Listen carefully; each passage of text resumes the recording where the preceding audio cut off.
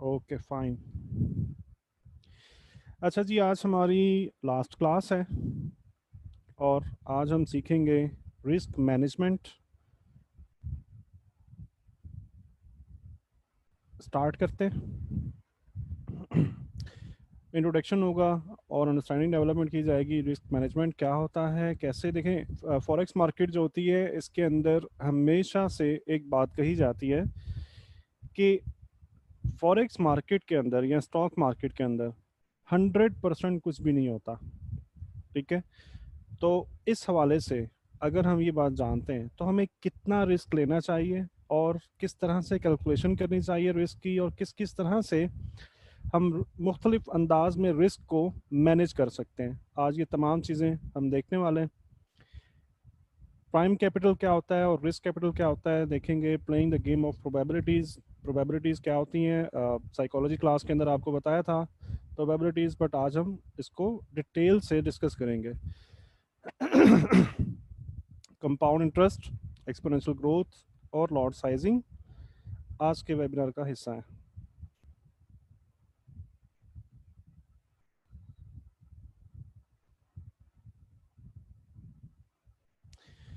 अच्छा जी, आम तौर पे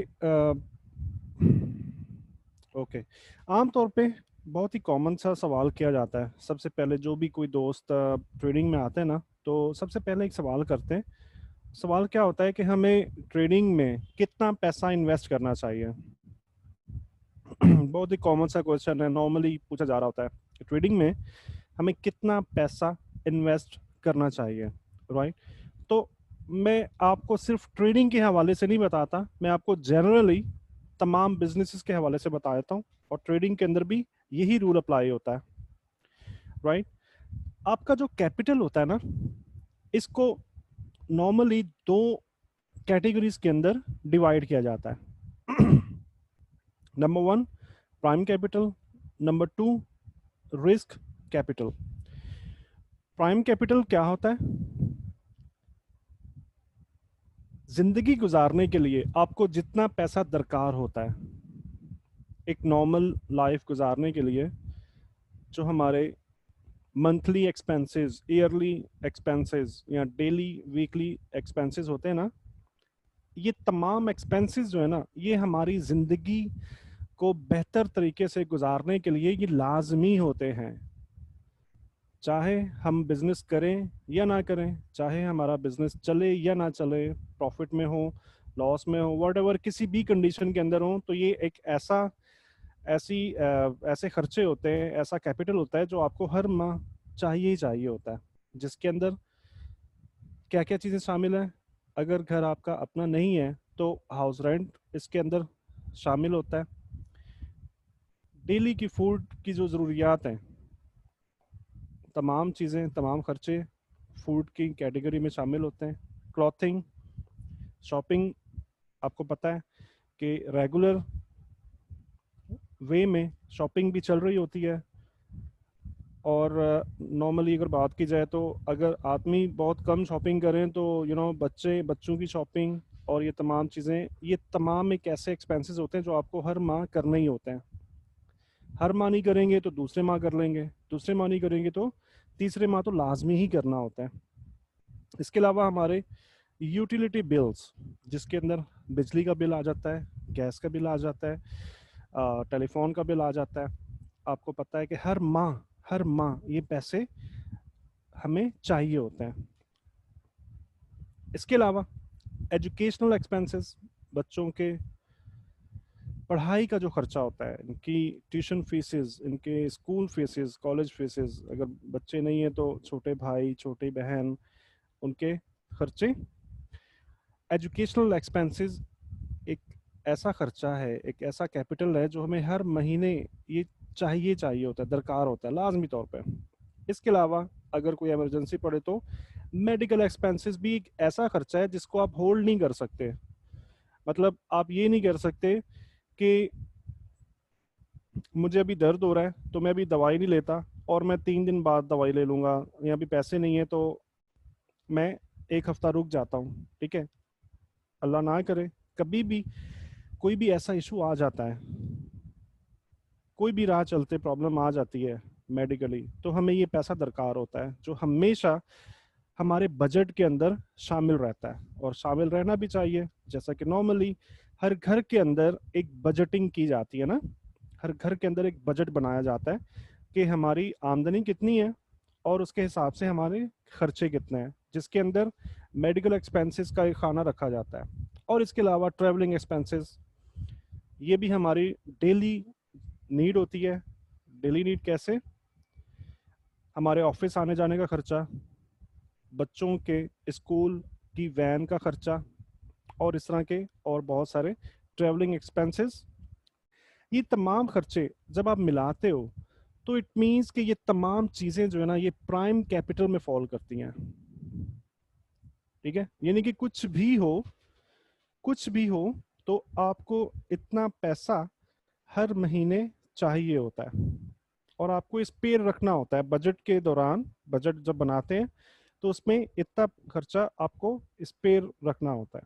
ठीक है, अब मिसाल के तौर पे अगर आपकी आमदनी ज्यादा है, को आप कोई भी बिजनेस कर रहे हो और आप 2 लाख 3 लाख रुपए पर मंथ आपका प्रॉफिट है, और मिसाल के तौर पे अगर आपका घर जो है वो 1 लाख में चल जाता है, तो इसका मतलब है कि 2 लाख रुपए आपके पास इन खर्चों से जायद है। ठीक है, एक्स्ट्रा अमाउंट है, जिसको नॉर्मली हम क्या करते हैं, हम कुछ बीसीस की शक्ल में सेव करना स्टार्ट कर देते हैं। नॉर्मली जो मोहल्लों में, गली मोहल्लों में जो चल रहा होता है ना, कुछ बेसिस की शक्ल में, या फिर हम कुछ गोल्ड वगैरह बाय करके रख लेते हैं, कुछ डॉलर्स बाय करके रख लेते हैं, वो हमारी सेविंग्स होती हैं। ठीक है, मतलब क्या है, वो पैसा आपका रिस्क कैपिटल होगा। ठीक है, थोड़ा समराइज करें, ये वो पैसा है जिसके ऊपर आप रिस्क नहीं ले सकते। राइट, ये वो पैसा है जिससे आपकी लाइफ चल रही है, और अगर ये पैसा आना बंद हो जाए, अगर ये पैसा उस बजट की अमाउंट से कम हो जाए, तो आपकी या आपके घर वालों की, आपके बच्चों की लाइफ जो है वो डिस्टर्ब हो जाती है। राइट, लेकिन ये वो जो पैसा है, ये रिस्क कैपिटल जो है, ये ऐसा पैसा है कि अगर ये कैपिटल अगर डिस्टर्ब हो भी जाता है तो आपकी नॉर्मल लाइफ में कुछ भी असरअंदाज नहीं होगा। आपकी नॉर्मल लाइफ जो है वो नॉर्मली चलती रहती है। राइट, तो हमें हमेशा ये याद रखना चाहिए, अपने तमाम प्राइम कैपिटल को साइड पे करने के बाद जो भी हमारे पास रिस्क कैपिटल बनता है, हमको ट्रेडिंग में सिर्फ उतना ही कैपिटल इन्वेस्ट करना है। राइट, और ये रिस्क कैपिटल ऐसा होता है जिसके अंदर अगर ये जाया हो भी जाए तो आपकी नॉर्मल लाइफ जो है वो डिस्टर्ब नहीं होती है। लोन्स लाइबिलिटीज जो है ये रिस्क कैपिटल में नहीं आती ये चीजें। ठीक है, इट मीन्स के इनके भी अलावा पैसा जो बचेगा वो उसके ऊपर आप रिस्क ले सकते हो। ट्रेडिंग के अंदर कुछ भी चीज 100% नहीं होती। ट्रेडिंग के अंदर हमेशा कुछ ना कुछ परसेंट हमें लॉस माइंड में रखना होता है, चाहे 1% रखें, चाहे 5% रखें, चाहे 10% लॉस का चांस हम जहन में रखें, लेकिन इतना हमको जहन में रखना होता है। राइट, तो इस वजह से हम कभी भी प्राइम कैपिटल जो है ना, वो चाहे फिजिकल स्टॉक मार्केट हो या चाहे फॉरेक्स मार्केट हो, हम प्राइम कैपिटल इन्वेस्ट नहीं करते।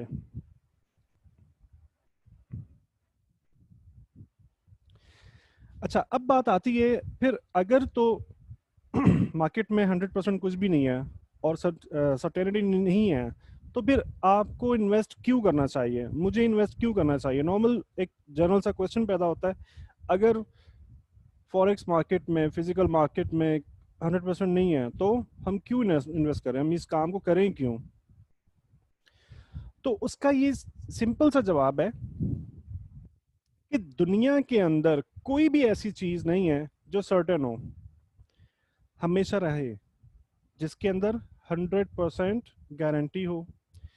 इवन हमारी लाइफ, हमारी जिंदगी हमारी ज़िंदगी की भी कोई गारंटी नहीं है, कब मौत आ जाए किसी को कुछ नहीं पता। इसके अलावा ये पूरी दुनिया हमेशा कायम रहने वाली नहीं है, कब कयामत आ जाए किसी को कुछ नहीं पता। अब आए या लेटर, कभी भी कुछ भी हो सकता है। तो इट मीन्स के तमाम चीज़ें, हमारी पूरी लाइफ रिस्क के ऊपर लगी होती है। और वैसे भी नॉर्मली आप देखो तो दुनिया में कोई भी ऐसा बिजनेस नहीं है जिसमें रिस्क इन्वॉल्व ना हो।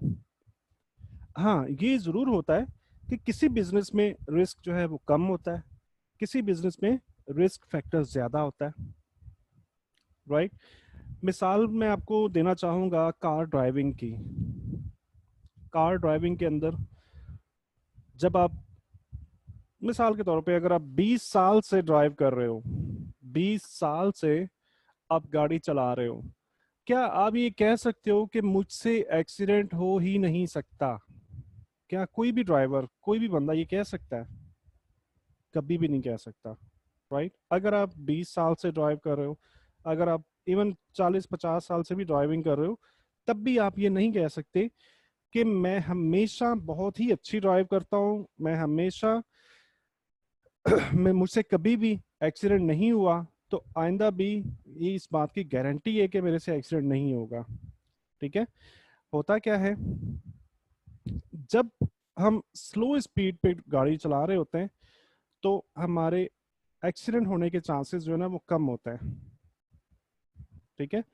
और अगर हम फास्ट स्पीड पे चल रहे हैं, 150 ओवर 150 चल रहे हैं, 140 चल रहे हैं, 120, 120 भी चलो खैर एक नॉर्मल सी रेंज है। मतलब हम ऐसे नहीं कह सकते कि 120 सब too much riskier, 120 is not too much riskier speed, but more than 140 150 जब आप क्रॉस कर जाते हो, इट मीन्स कि आपका रिस्क जो है ना वो बढ़ चुका है।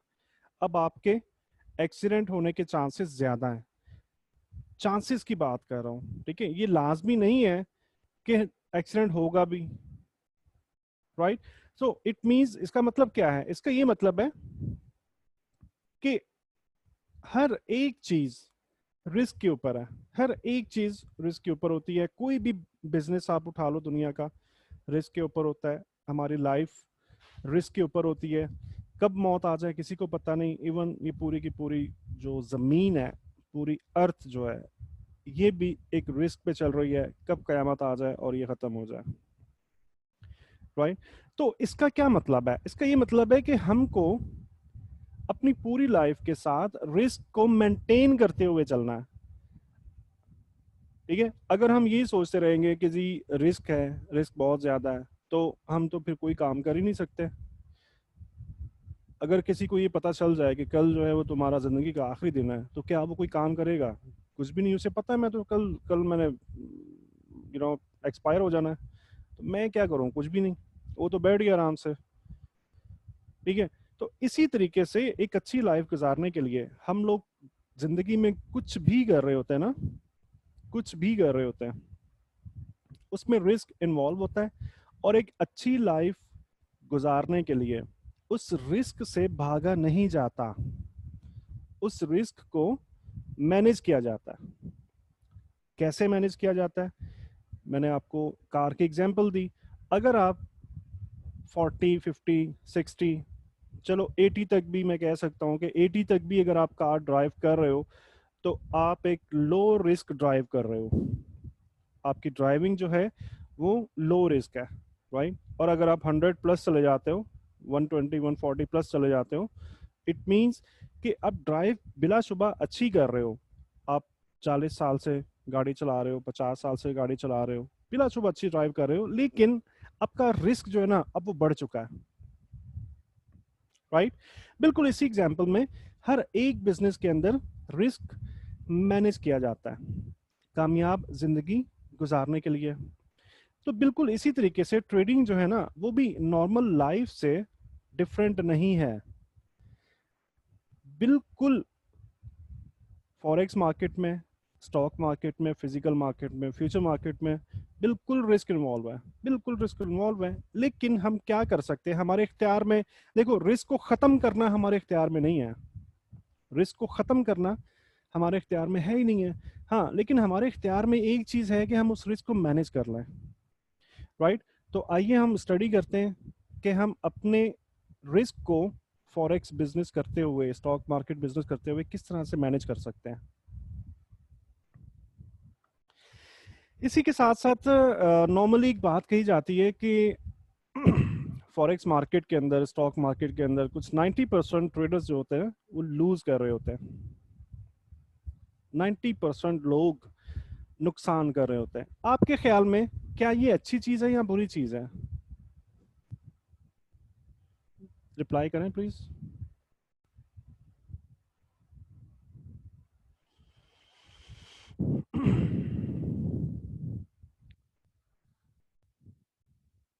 जाहिद बलोच कह रहे हैं अच्छी चीज है। बिल्कुल सही जवाब दिया जी, अच्छी चीज है। मैं आपको बताता हूं, बाकी जो दोस्त अभी सोच रहे हैं, मैं ये बताता हूं कि अच्छी है और क्यों। जो लोग विनर्स हैं उनके लिए ये बात अच्छी होती है कि 90% लोग लूज करें, विनर्स के लिए ये बात अच्छी होती है। कैसे? फॉरेक्स मार्केट जो है ना, इसको कहते हैं zero sum game. Zero sum game कहा जाता है कि जिस मार्केट के अंदर बाहर से पैसा ना आ रहा हो। मैं आपको एक मिसाल देने की कोशिश करता हूँ, मिसाल से समझाने की ट्राई करता हूँ। उम्मीद है कि आपको अच्छे से समझ में आ जाएगी। नॉर्मली जैसे हमारे कुछ शादी ब्याह की इन्वायरमेंट होती है, शादी ब्याह में दोस्त कजन्स इकट्ठे होते हैं। तो नॉर्मली क्या होता है कि शादी ब्याह के दिनों में रातें जो हैं वो जाग कर गुजारी जाती हैं। तो जब रात जाग कर गुजारनी है तो लड़कों में आम तो भी होता है कि जी ताश खेली जाती है ना, कार्ड्स, कार्ड्स की जो गेम है ताश जिसे कहा जाता है, ताश खेल के वो लोग टाइम स्पेंड कर रहे होते हैं। अब मिसाल के तौर पे एक रूम है जिसके अंदर 4 लोग मौजूद हैं, ठीक है। एक रूम है जिसमें 4 लोग टोटल मौजूद हैं। अब ये क्या करते हैं, 1 2 3 4। अब ये क्या करते हैं, ये कार्ड प्ले करते हैं और शर्त लगा लेते हैं कि जी हम हर गेम का 1-1 100 हर बंदा जो है वो पे करेगा, ठीक है। इस शर्त के साथ गेम स्टार्ट कर देते हैं। तो आप ये देखोगे, आप नोट करोगे, जब सुबह भी हो जाएगी ना, जब तक सुबह भी हो जाए, कुछ 40-50 या 100 वॉट कितनी भी गेम्स कंप्लीट हो भी जाएं, तो इस कमरे में मौजूद पहले कितने रुपए थे? 100 इसके, 100 इसके, 100 इसके, 100 इसके, मतलब 400 रुपए इस कमरे में मौजूद है। तो पूरी रात खेलने के बाद भी जब सुबह भी हो जाएगी ना तो टोटल रुपया जो इस रूम में मौजूद होगा वो भी 400 ही होंगे। हाँ, ये फर्क जरूर होगा कि हो सकता है 250 इसके पास हो, 100 इसके पास हो, 50 इसके पास हो और ये जीरो पे हो। ये जरूर हो सकता है कि 400 का 400 इसके पास हो।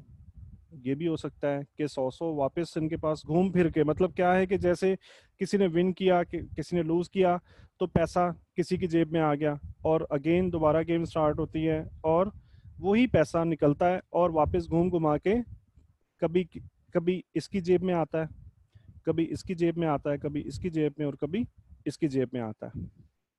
इसको कहते हैं जीरो सम गेम। कि वही एक मर्तबा जो पैसा आ चुका मार्केट के अंदर, वही पैसा कभी किसी की जेब में जा रहा है, कभी किसी की जेब में जा रहा है और कभी किसी की जेब में जा रहा है। अब इस एग्जाम्पल के साथ अब थोड़ा गौर से देखो।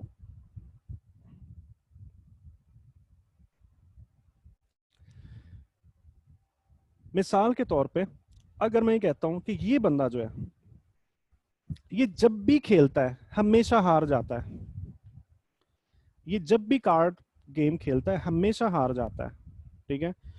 तो इन तीनों के चांसेस जो हैं, जीतने के चांसेस कितने हैं?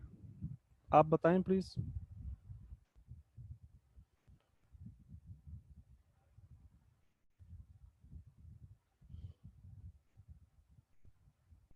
जी जाहिद बलोच 30% नहीं 33%। ये एग्जैक्टली जुल्फिकार निज़ार अली 33% ईच। इन तीनों के जीतने के चांसेस 33% है। ठीक है, अगर हम ये मान लें कि ये दो बंदे जो है, नंबर वन नंबर टू बंदे जो हैं, ये जब भी खेलते हैं ये हारते हैं, जब भी खेलते हैं ये हारते हैं, ये हारने वाले लोग हैं। ठीक है, तो इन दोनों के जीतने के चांसेस अब कितने हो गए? या 50%। ठीक है, और इसी तरीके से अगर ये तीसरा बंदा भी जब भी खेलता है तो हारता है, इट मींस कि चौथे नंबर वाले बंदे के जीतने के चांसेस आप बताएं कितने? 100%। ठीक है, so there is called probabilities. इसे कहा जाता है जीरो सम गेम। और इस तरह से जो पैसा हारने वाले लोग जितने ज्यादा होंगे ना, जितने ज्यादा होंगे, जीतने वाले लोगों के लिए उतना ही अच्छा है। तो इसका क्या मतलब है कि अगर फॉरेक्स मार्केट के अंदर 90% लोग लूज कर रहे हैं, तो इट मीन्स कि ये तो बहुत ही अच्छी बात है, यानी कि हमारे पास जीतने के बहुत ज्यादा चांसेस हैं। हमारे पास जीतने के बहुत ज्यादा चांसेस है। हमें क्या चाहिए होगा? हमें प्रॉपर टूल्स चाहिए होंगे, प्रॉपर साइकोलॉजी चाहिए होगी, और प्रॉपर मनी मैनेजमेंट चाहिए होगी।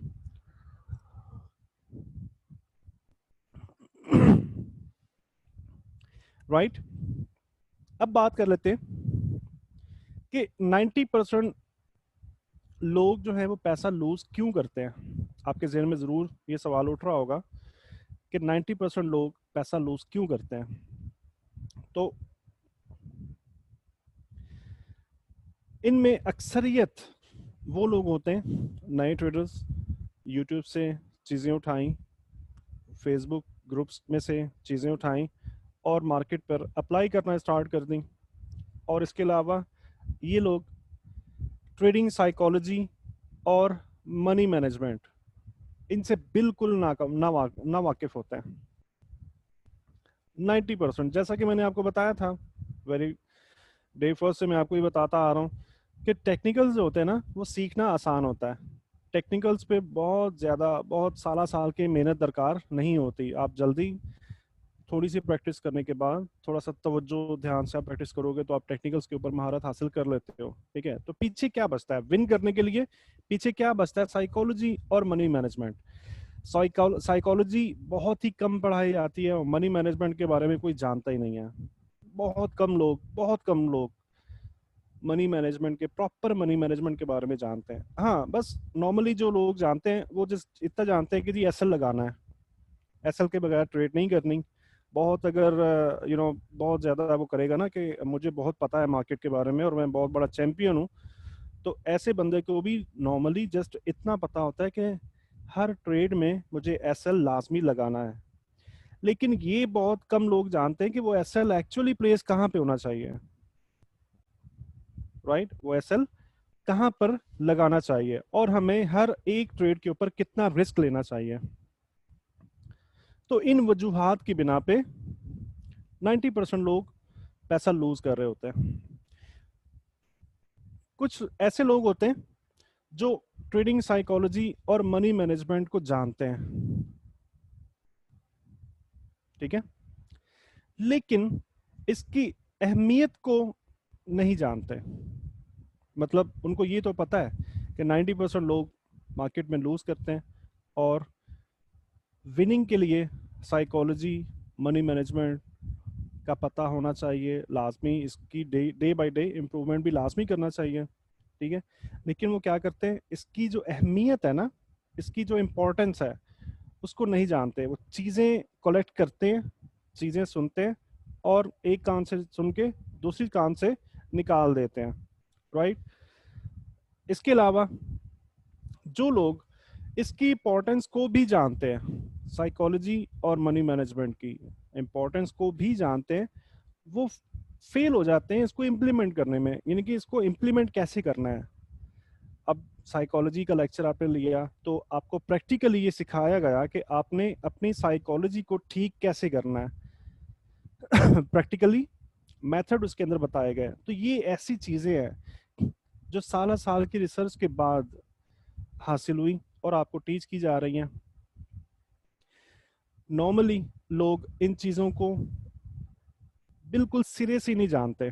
जो लोग जानते हैं उनको इनकी इम्पोर्टेंस का नहीं पता, उनको ये नहीं पता कि ये कितनी अहम चीजें हैं, हमें कितनी शिद्दत के साथ अपनी ट्रेडिंग के अंदर इन चीजों को इस्तेमाल करना चाहिए, राइट। और जो इसकी इम्पोर्टेंस को पहचानते भी हैं बट वो फेल हो जाते हैं इसको इम्प्लीमेंट करने में, कि इसको प्रॉपरली इन तमाम चीज़ों को इम्प्लीमेंट कैसे करना है, साइकोलॉजी इंप्रूवमेंट कैसे करनी है, मनी मनी मैनेजमेंट का बहुत नाम सुना होगा, लेकिन करना कैसे, लगाना कैसे है, कैलकुलेट कैसे करना है, अपना रिस्क जो है ना उसे कैलकुलेट कैसे करना है,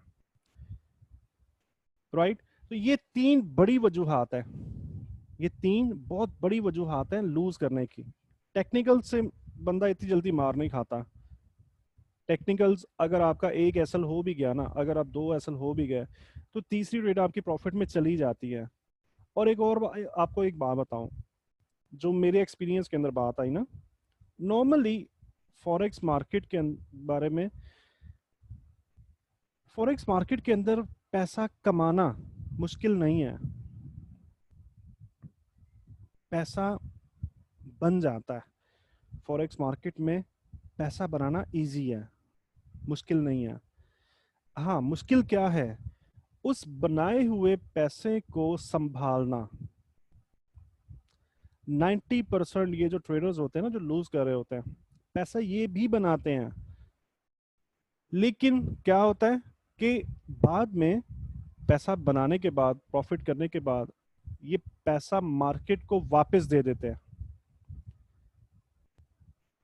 अब आपको सेंस आ रही होगी, थोड़ा समझ में आ रहा होगा चीजें। अगर लोग पैसा बना चुके हैं, अगर प्रॉफिट बना चुके हैं, तो कौन सी ऐसी चीज है जिसकी वजह से, जिसके लेक होने की वजह से, जिसकी कमी की वजह से लोग मार्केट को पैसा वापस दे देते हैं? वो कौन सी ऐसी चीज है? डिसिप्लिन।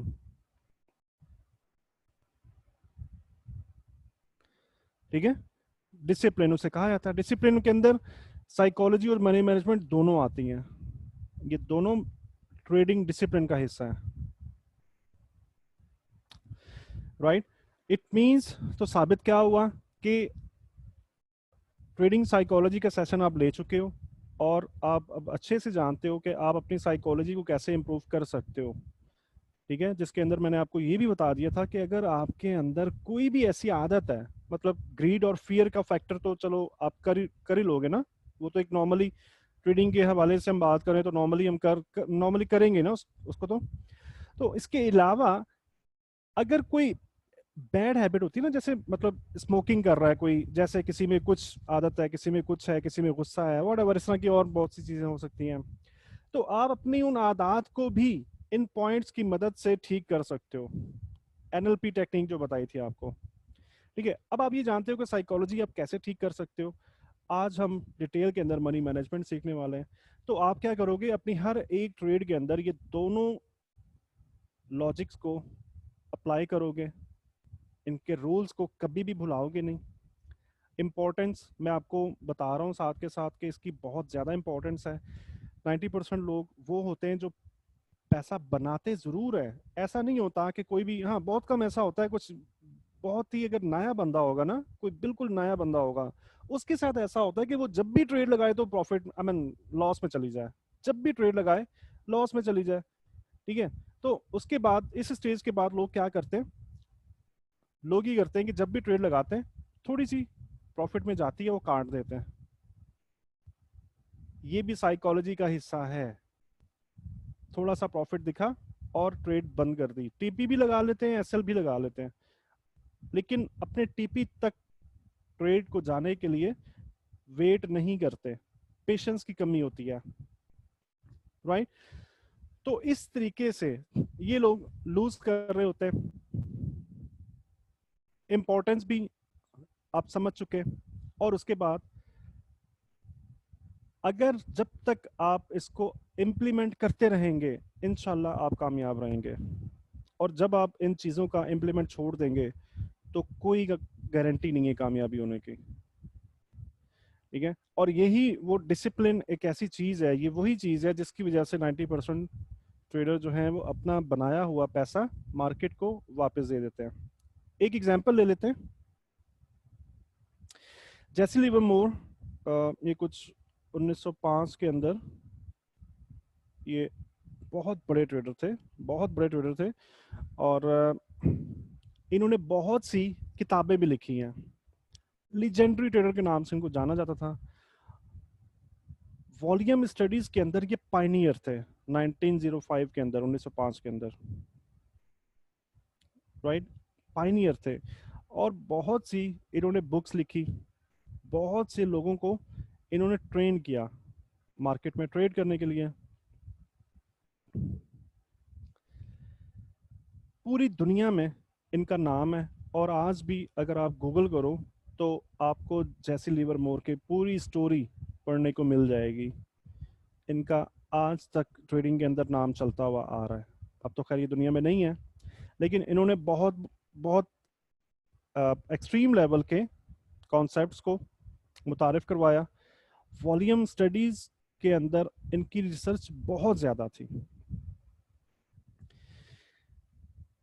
और इनकी ख़ास बात क्या है, 1929 के अंदर, 1929 के अंदर ग्रेट फॉल आया था यूएस मार्केट के अंदर, जिसमें यूएस मार्केट क्रैश हुई थी। इस 1929 के ग्रेट फॉल के अंदर जैसी लिवरमोर ने $100 मिलियन प्रॉफिट किया था। इसका क्या मतलब है? इसका ये मतलब है कि ये इतने बड़े ट्रेडर थे, इतने लेजेंडरी ट्रेडर थे, कि इनको ये फॉल आने से पहले पता था कि मार्केट में फॉल आने वाला है, और $100 मिलियन इन्होंने जस्ट इस एक फॉल के अंदर बनाया। और इसके बाद क्या हुआ, अपनी लाइफ के अंदर ये 2 मरतबा बैंकरप्ट हुए, 2 मरतबा बैंकरप्ट का मतलब है कि बिल्कुल अर्श से फर्श पे आ गए, बिल्कुल जीरो पे आ गए, बिल्कुल फर्श पे गिर गए।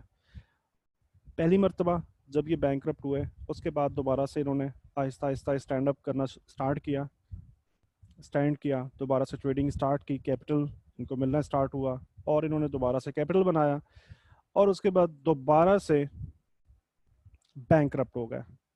जब ये दूसरी मरतबा बैंकरप्ट हुए ना, तो अमेरिका के एक होटल के एक रूम के अंदर इन्होंने अपने आप को गोली मार दी थी। जैसी लिवरमोर ने एक्चुअली खुदकुशी की थी। इसकी क्या वजह हो सकती है? इतना बड़ा लेजेंडरी ट्रेडर, वॉल्यूम स्टडीज के अंदर पायनियर है, बहुत सी किताबें लिखी हुई हैं, बहुत सी किताबें लिखी हुई हैं, आज भी पढ़ी जाती हैं। आप गूगल करोगे जैसी लिवरमोर के बारे में, कंप्लीट स्टोरी आपको मिल जाएगी वहां से। तो क्या वजह है कि इतना बड़ा ट्रेडर जो है वो 2 मरतबा बैंकरप्ट हुआ? That was discipline, trading psychology and money management. Psychology के लेक्चर में मैंने आपको बताया था ना कि ग्रीड और फियर का जो फैक्टर है, ये ऐसी तबाही मचाता है कि इंसान का दोबारा से वापस उठना नामुमकिन हो जाता है, बहुत मुश्किल हो जाता है, बहुत मुश्किल। जब भी ग्रीड फैक्टर के अंदर आता है आदमी, सबसे पहले मनी मैनेजमेंट के रूल्स के साथ छेड़छाड़ स्टार्ट कर देता है। लॉट साइजिंग इंक्रीज करना, एसएल्स रिमूव करना, टीपीज की प्लेसमेंट बार बार चेंज करना, बहुत सारी और ऐसी चीजें मनी मैनेजमेंट के रूल्स के अंदर आती हैं, अभी हम आगे चल के देखने वाले हैं। तो आपने देखा कि ये एक लाइव एग्जांपल है कि इतना बड़ा ट्रेडर टेक्निकल्स के ऊपर इसको कितनी महारत होगी। सिर्फ क्या किया, ट्रेडिंग डिसिप्लिन के साथ छेड़खानी की, रूल्स को इग्नोर कर दिया, इन रूल्स को भुला दिया, और बैंकरप्ट हो गया। दूसरी मर्तबा बैंकरप्ट होने पर खुद को ही गोली मार दी। इतने बड़े ट्रेडर के सामने हम क्या चीज होंगे? मतलब नॉर्मली नए आने वाले लोग ये समझते हैं कि अगर 2 4 5 टीपी लग गए ना एक साथ में, तो ये समझते हैं कि जी बस ट्रेडिंग आ चुकी है, मैं बस सब तो सब पीछे पीछे हो जाओ, अब तो बस मैं स्टैंडर्ड ऑर्डर लगा रहा हूँ और अब तो ट्रेडिंग मुझे आ चुकी है, तो कोई ऐसी चीज़ नहीं है जो मेरा नुकसान करवा करवा देगी, राइट। तो आपको अब अंदाज़ा हो चुका होगा कि ट्रेडिंग साइकोलॉजी और मनी मैनेजमेंट कितनी इंपॉर्टेंट चीज़ें हैं।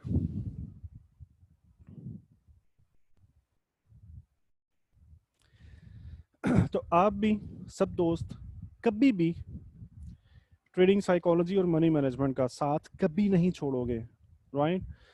अच्छा जी, हम शुरू से सुनते आ रहे हैं गेम ऑफ प्रोबेबिलिटीज। सबसे पहले हम ये समझ लेते हैं कि प्रोबेबिलिटीज होती क्या है। मुमकिनात इन्हें कहते हैं। गेम ऑफ प्रोबेबिलिटीज का मतलब है कि मुमकिनात का खेल। एक एग्जांपल देता हूं आपको। मिसाल के तौर पे आप अपने दोस्त के साथ शर्त लगा लेते हो, आज बारिश होगी। बारिश की आप शर्त लगा लेते हो, आसमान बिल्कुल साफ पड़ा हुआ है,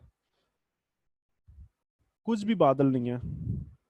आपके ख्याल में आपके शर्त जीतने के इम्कान कितने हैं?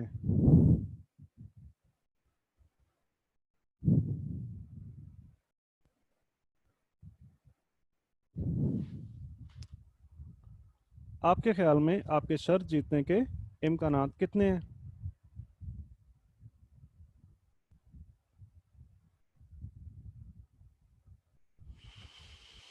जी जाहिद बलोच 5%। मोहम्मद जफर कुरैशी जीरो। जीरो नहीं होता, जीरो नहीं कह सकते, क्योंकि कभी भी कुछ भी हो सकता है। ओके, एकदम से भी बादल आ सकते हैं। मतलब आपने कभी, ये अभी अभी भी मेरे साथ हुआ, ये पिछले वीक की बात है, मेरे साथ खुद के साथ हुआ। मुझे ये ईद के दिनों में कहीं पे जाना था, तो बारिशें हुई कराची में बहुत ज़्यादा, राइट। अब मौसम बिल्कुल क्लियर हो चुका था, बिल्कुल क्लियर, और मैंने आसमान पे देखा, मौसम क्लियर था, और मैं मिसेस के साथ बाहर निकल गया। तकरीबन कुछ 10-11 किलोमीटर का मैंने सफ़र किया होगा। एकदम से बारिश आ गई, एकदम से, मतलब बिल्कुल अनएक्सपेक्टेडली, बिल्कुल किसी की सोच में भी नहीं था कि यार बारिश हो सकती है। एकदम से बारिश आ गई, ठीक है। इट मीन्स के जीरो जो है ना वो कुछ भी नहीं हो सकता। हाँ, हम ये कह सकते हैं कि कुछ 5% चांसेस पॉसिबल है, कुछ भी हो सकता है। तो 5% तो हमें, 1% आप कह सकते हो, 2% आप कह सकते हो कि चांसेस आपको जेहन में रखने होते हैं कि हाँ, इस ऐसी शर्त के 1 या 2% चांसेस विनिंग के हो सकते हैं। आपके ख्याल में क्या ऐसी शर्त लगानी चाहिए जिसके जिसके अंदर प्रोबेबिलिटीज बहुत ही कम हो?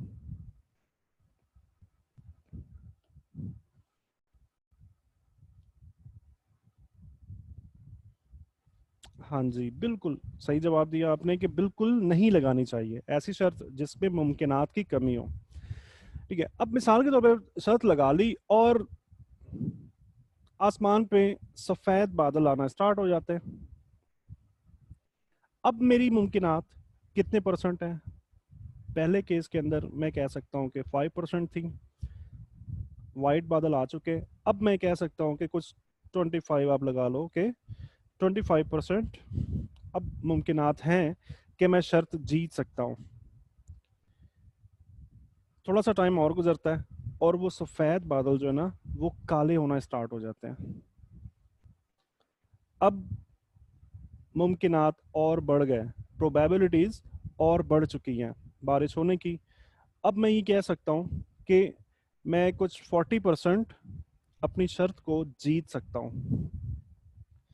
ठीक है, बादल काले होने के बाद थोड़ी देर के बाद मिट्टी की जैसे खुशबू नहीं आती, ठंडी हवा चलना शुरू हो जाती है।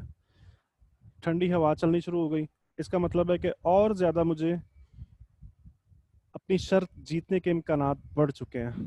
ठीक है, मतलब मैं कह सकता हूँ कि कुछ 60% मैं अपनी शर्त अब जीत सकता हूँ। इसके बाद कुछ मिट्टी के अंदर, जैसे बारिश होने से पहले पता ना, मिट्टी में से एक स्मेल आ रही होती है।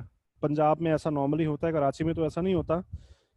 कराची में वैसे नॉर्मली बारिशें होती भी बहुत कम है, बट पंजाब में ऐसा होता है कि एक खास किस्म की ना स्मेल आ रही होती है, पता चल रहा होता है कि हाँ वाकई कहीं पे बारिश हो रही है। तो जब वो स्मेल भी आनी स्टार्ट हो जाए, तब मेरे जीतने के चांसेस कितने परसेंट हो सकते हैं?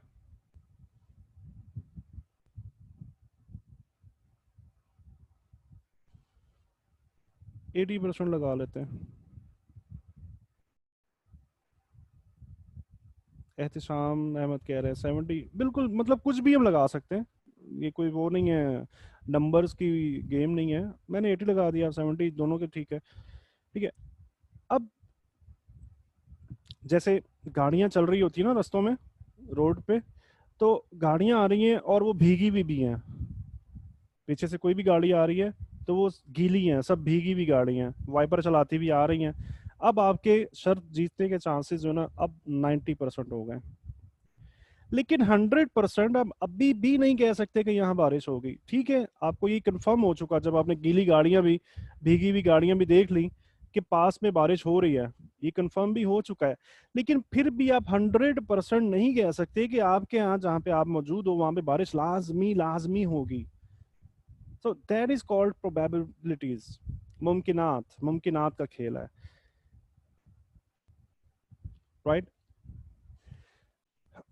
तो हमने जो टेक्निकल चार्ट्स के अंदर स्टडी किया था ना, ट्रेंड लाइन का तीसरा टच, मूविंग एवरेजेस के टच, चैनल के अंदर जो हम ओवरसोल्ड एरियाज के अंदर जो बॉटम्स के ऊपर बाय करना, चैनल के टॉप से सेल करना, रिवर्सल्स के अंदर सपोर्ट रेजिस्टेंस, ये तमाम चीज़ें क्या है, ये हमारी ये चांसेस हैं, ये चांसेस हैं, हमारी प्रोबेबिलिटीज है ये। ठीक है। तो जितनी ज़्यादा प्रोबेबिलिटीज होंगी, हमको उस वक्त अपनी ट्रेड ओपन करनी है। ठीक है, मतलब जब शर्त जीतने की प्रोबेबिलिटीज सिर्फ 5% थी तो आपने क्या कहा था कि हमें शर्त नहीं लगानी चाहिए। बिल्कुल इसी तरीके से हमको लो प्रोबेबल ट्रेड्स भी ओपन नहीं करनी चाहिए। ओके। इवन 40%, इवन 60% भी प्रोबेबिलिटीज अगर आपके पास कलेक्ट हो गई हैं तब भी ट्रेड ओपन नहीं करनी चाहिए, जब तक, जैसा कि लास्ट क्लास के अंदर देखा, जो आपकी बस है, आप जब तक वो बस नहीं आ जाएगी उस वक्त तक आप ट्रेड में एंटर नहीं होते। क्यों, क्या वजह है? क्योंकि वो बस जो है ना हमारी, वो हाई प्रोबेबल है, कभी इम्कान है कि वो हमारी मंजिल तक हमें लेके चली जाएगी, लेकिन 100% फिर भी नहीं है। ठीक है, अब आप ये समझ चुके हैं कि प्रोबेबिलिटीज की गेम क्या होती है। अब थोड़ा बात कर लेते हैं। नॉर्मली आप गूगल करो, यूट्यूब करो, मुख्तलिफ लोगों से डिस्कशन करो, तो बहुत से लोग आपको ऐसे मिलेंगे जो आपसे ही कहेंगे कि जी मेरे पास जो सिस्टम है ये 100% वर्क करता है, 100% प्रॉफिटेबल है, मेरे पास बहुत ही अच्छी चीज़ है, मैं बहुत ही, मेरी 20 साल की रिसर्च के बाद मैंने ये चीज़ बनाई है, ये सिस्टम बनाया है, और ये 100% प्रॉफिटेबल है, और मैं आपको $99 की ये सेल करूंगा। ठीक है। तो जब भी आप कहीं पर भी ये लिखा हुआ देख लो, कोई भी बंदा आपको ऐसी बात कहे कि उसके पास कोई ऐसा सिस्टम मौजूद है जो कि 100% प्रॉफिटेबल है, तो आप सिरे से ये बात जान जाओगे कि ये झूठ बोल रहा है, कि ये बंदा झूठ बोल रहा है, क्योंकि फॉरेक्स मार्केट के अंदर 100% कुछ भी नहीं है, जस्ट गेम ऑफ प्रोबेबिलिटीज है। हाँ, वो ये कह सकता है कि इसकी एक्यूरेसी कितनी है, ये कह सकता है कि 90% प्रॉफिटेबल है, 80% प्रॉफिटेबल है, 70% है, 95% प्रॉफिटेबल है। कोई भी ये नहीं कह सकता कि उसकी बनाई हुई चीज या उसका इंडिकेटर या उसका रोबोट या वट एवर कोई भी टूल जो है वो 100% प्रॉफिट देगा। राइट। बहुत से लोग आपको ऐसे मिलेंगे जो कहेंगे जी हमने फ्लां सिस्टम जो है, सीक्रेट कोड जो है उसका क्रैक कर लिया, तो आप $99 में हमसे परचेज कर लो। बहुत सी ऐसी चीज़ें हैं। नो लॉस स्ट्रेटजी के नाम पे, स्ट्रेटजीज के ऊपर आप जब देख जाओगे तो जगह जगह पे आपको ऐसा लिखा हुआ मिलेगा, नो लॉस स्ट्रेटजी। इस स्ट्रेटजी के अंदर कभी लॉस हो ही नहीं सकता। अगर नो लॉस स्ट्रेटजी लिखा हुआ है तो इसका क्या मतलब है कि 100% प्रॉफिटेबल है, और फॉरेक्स मार्केट में 100% कुछ भी नहीं होता। तो आप जान जाओगे कि ये स्कैम है, ये बंदा ठीक नहीं है, स्कैम कर रहा है। और सुपर इंडिकेटर्स के नाम से बहुत सारी ऐसी चीज़ें आपको मिल जाती हैं, राइट। तो ये बताने का मकसद क्या है, ये दिखाने का मकसद ये है कि आपने इन ऐसे लोगों के ट्रैप के अंदर नहीं आना। चलो यहाँ तक तो हमको समझ में आ चुका कि 100% होता ही नहीं है, सिरे से होता ही नहीं है। चलो हम 1 मिनट के लिए मान भी लेते हैं कि होता है 100%, 1 मिनट के लिए हम मान लेते हैं। तो मैं आपको ये बता दूं कि फॉरेक्स मार्केट वर्क कर ही नहीं सकती है, स्टॉक मार्केट या फॉरेक्स मार्केट चलेगी नहीं, इसका सिस्टम जो है ना चलना ही बंद हो जाएगा। क्या वजह है इसकी? वजह क्या है कि अगर तो एहतशाम सही कह रहे हो आप, बिलकेट बनना चाहिए, बट ये तो एक अलग अलग बात है ना। लेकिन बात ये है कि ये होता ही नहीं है, 100% होता ही नहीं है। हम मान लेते हैं 1 मिनट के लिए कि होता है, तो क्या, तो मैं आपको ये बता दूं कि फॉरेक्स मार्केट, स्टॉक मार्केट चलेगी नहीं। क्यों नहीं चलेगी? इस वजह से नहीं चलेगी कि वो जो सिस्टम है, मिसाल के तौर पे जी, वो दुनिया खरीद लेती है उसका सिस्टम, जिसको वो 100% प्रॉफिटेबल बता रहा है, और यहाँ वो ये कह रहा है कि जी मैंने फ्लां सिस्टम का कोड जो है उसको क्रैक कर लिया है, और वो सीक्रेट कोड अब मेरे पास है, तो अब आप मुझसे बाय करो। सारी दुनिया उसका सिस्टम बाय कर लेती है। किसी जगह पे आने के बाद उसका सिस्टम कहता है कि मार्केट ऊपर जाने वाली है, बाय कर लो, बाय का सिग्नल देता है। तो दुनिया क्या करेगी? बाय की ट्रेड ओपन कर लेगी, कोई सेलर होगा ही नहीं। जब सारी दुनिया बाय ओपन करके बैठ जाएगी तो सेलर कौन होगा? कोई भी नहीं। इस वजह से मार्केट मूव करेगी नहीं। क्या वजह है? आप जब भी बाय करने जाओगे, कोई सेलर होगा तो आप बाय करोगे ना। अगर कोई सेलर ही नहीं है तो कोई भी बाय कर ही नहीं सकता, राइट। तो फिर हम पैसा कैसे बना सकते हैं अगर कुछ भी 100% नहीं है? तो ये तमाम बातों को सुनने के बाद, जानने के बाद एक सवाल पैदा होता है, अगर पैसा, आई मीन फॉरेक्स में 100% कुछ भी नहीं है, तो फिर पैसा बनाएं कैसे? इसका ये जवाब है कि जब आपको ये बात पता हो कि आपके बिजनेस में,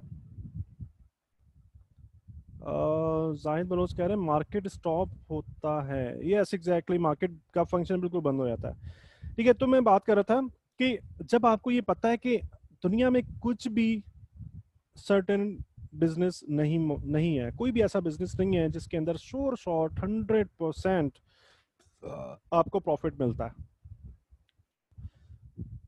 तो इस इंफॉर्मेशन के साथ आप क्या करोगे?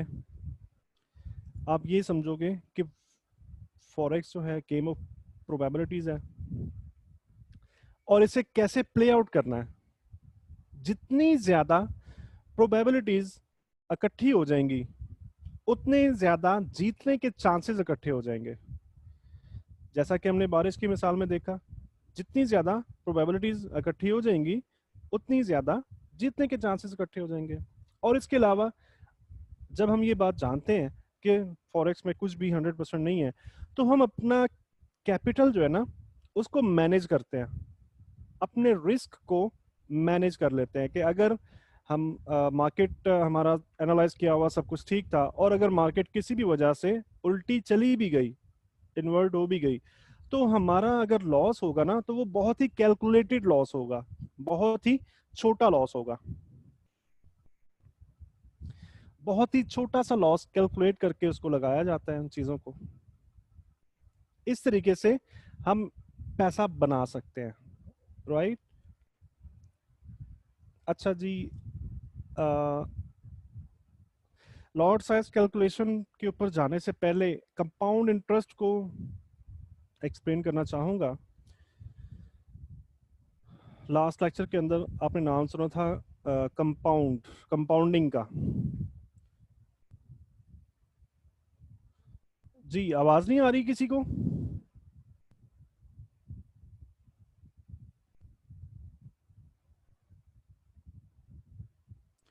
आवाज नहीं आ रही? सर जी, सर कट के आ रही है। जी, सर नहीं आ रही, कट के आ रही है। सबके पास ऐसी आ रही है। फिर नहीं टाइप सर, करके मेरे बताएं, पास तो टाइप ठीक आ करके। रही है। हाँ तो आप मोहम्मद उस्मान अपना इंटरनेट कनेक्शन चेक करें, माइक बंद कर दें प्लीज, माइक बंद कर दें। ड्यूरिंग क्लास माइक जो है वो अलाउड नहीं होते, ठीक है। तो आप अपना इंटरनेट कनेक्शन चेक करें। एल्बर्ट आइंस्टाइन ने एक थ्योरी दरियाफ्त की थी अमेरिका ने, जिस पर काम करके एटम बम बनाया था। एटम बम आप सब जानते हैं कितनी ताकतवर चीज है। सिर्फ 2 हमले हुए थे जापान में और पूरा जापान बर्बाद हो गया था। और अब एटम बम के बारे में सोच भी नहीं सकता कोई कि मैं एटम बम के साथ कभी फाइट करूं, कभी जंग करूं। इतनी बला, इतनी ज्यादा ताकतवर चीज है। और ये आम तौर पे ये माना जाता है कि दुनिया के अंदर इस वक्त सबसे ज्यादा ताकतवर चीज जो है वो एटम बम है। लेकिन अल्बर्ट आइंस्टाइन का ही ये कहना है कि compound interest is the most powerful force in the universe. कि जो कंपाउंडिंग है ना, ये फोर्स दुनिया की क्या, पूरी यूनिवर्स की सबसे ताकतवर फोर्स है। एक एग्जांपल के साथ मैं आपको समझाऊंगा कि किस तरीके से ये सबसे ज्यादा ताकतवर है। ये हम एक मिसाल लेते हैं कि एक बंदा है, उसे कुछ पैसों की जरूरत पड़ जाती है। नॉर्मली इंटीरियर सिंध के अंदर, कराची के अंदर भी बहुत सारे ऐसे लोग मिल जाते हैं जो आपको सूद पर, मार्कअप पे लोन जो है वो दे रहे होते हैं। किसी को जरूरत पड़ जाती है 50,000 रुपए की, और वो एक बंदे के पास जाता है और 50,000 रुपए उससे लेता है। बंदे की लोन के साथ ये शराइत होती है कि 6 माह में वो लोन उसे वापस करना है। 6 माह के अंदर अंदर वापस कर दे या 6 माह तक कर दे तो 60,000 रुपये उसको वापस करना है, ठीक है। अगर 6 माह से ऊपर एक दिन भी क्रॉस कर गया तो इस 60,000 रुपए के अंदर 1 पैसे का इजाफा कर देगा। अगर 6 माह में 60,000 का लोन वापस नहीं किया तो हर आने वाले नए दिन पर 1 पैसे का इजाफा हो जाएगा। इस अमाउंट के अंदर, 60,000 के अमाउंट के अंदर 1 पैसे का इजाफा हो जाएगा। और एक और शर्त लगा दी कर्जा देने वाले ने कि वो 1 पैसा जो है ना, वो हर दिन डबल हो जाएगा। मसलन पहले दिन वो 1 पैसा पे करेगा, दूसरे दिन 2 पैसे पे करेगा, तीसरे दिन 4, फिर चौथे दिन 8, फिर 16, पांचवें दिन, छठे दिन 32, फिर अगले दिन 64 और अगले दिन 128। अब मिसाल के तौर पे 128 बताइए, ठीक है। यानी कि पिछले दिन के जितने पैसे होंगे अगले दिन उनसे डबल हो जाएंगे पैसे।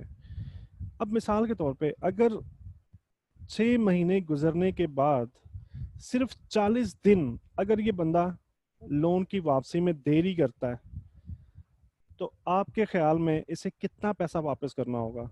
अंदाजन कोई भी जितने बड़े से बड़ा फिगर आपके माइंड में आ रहा है, आप बता दो।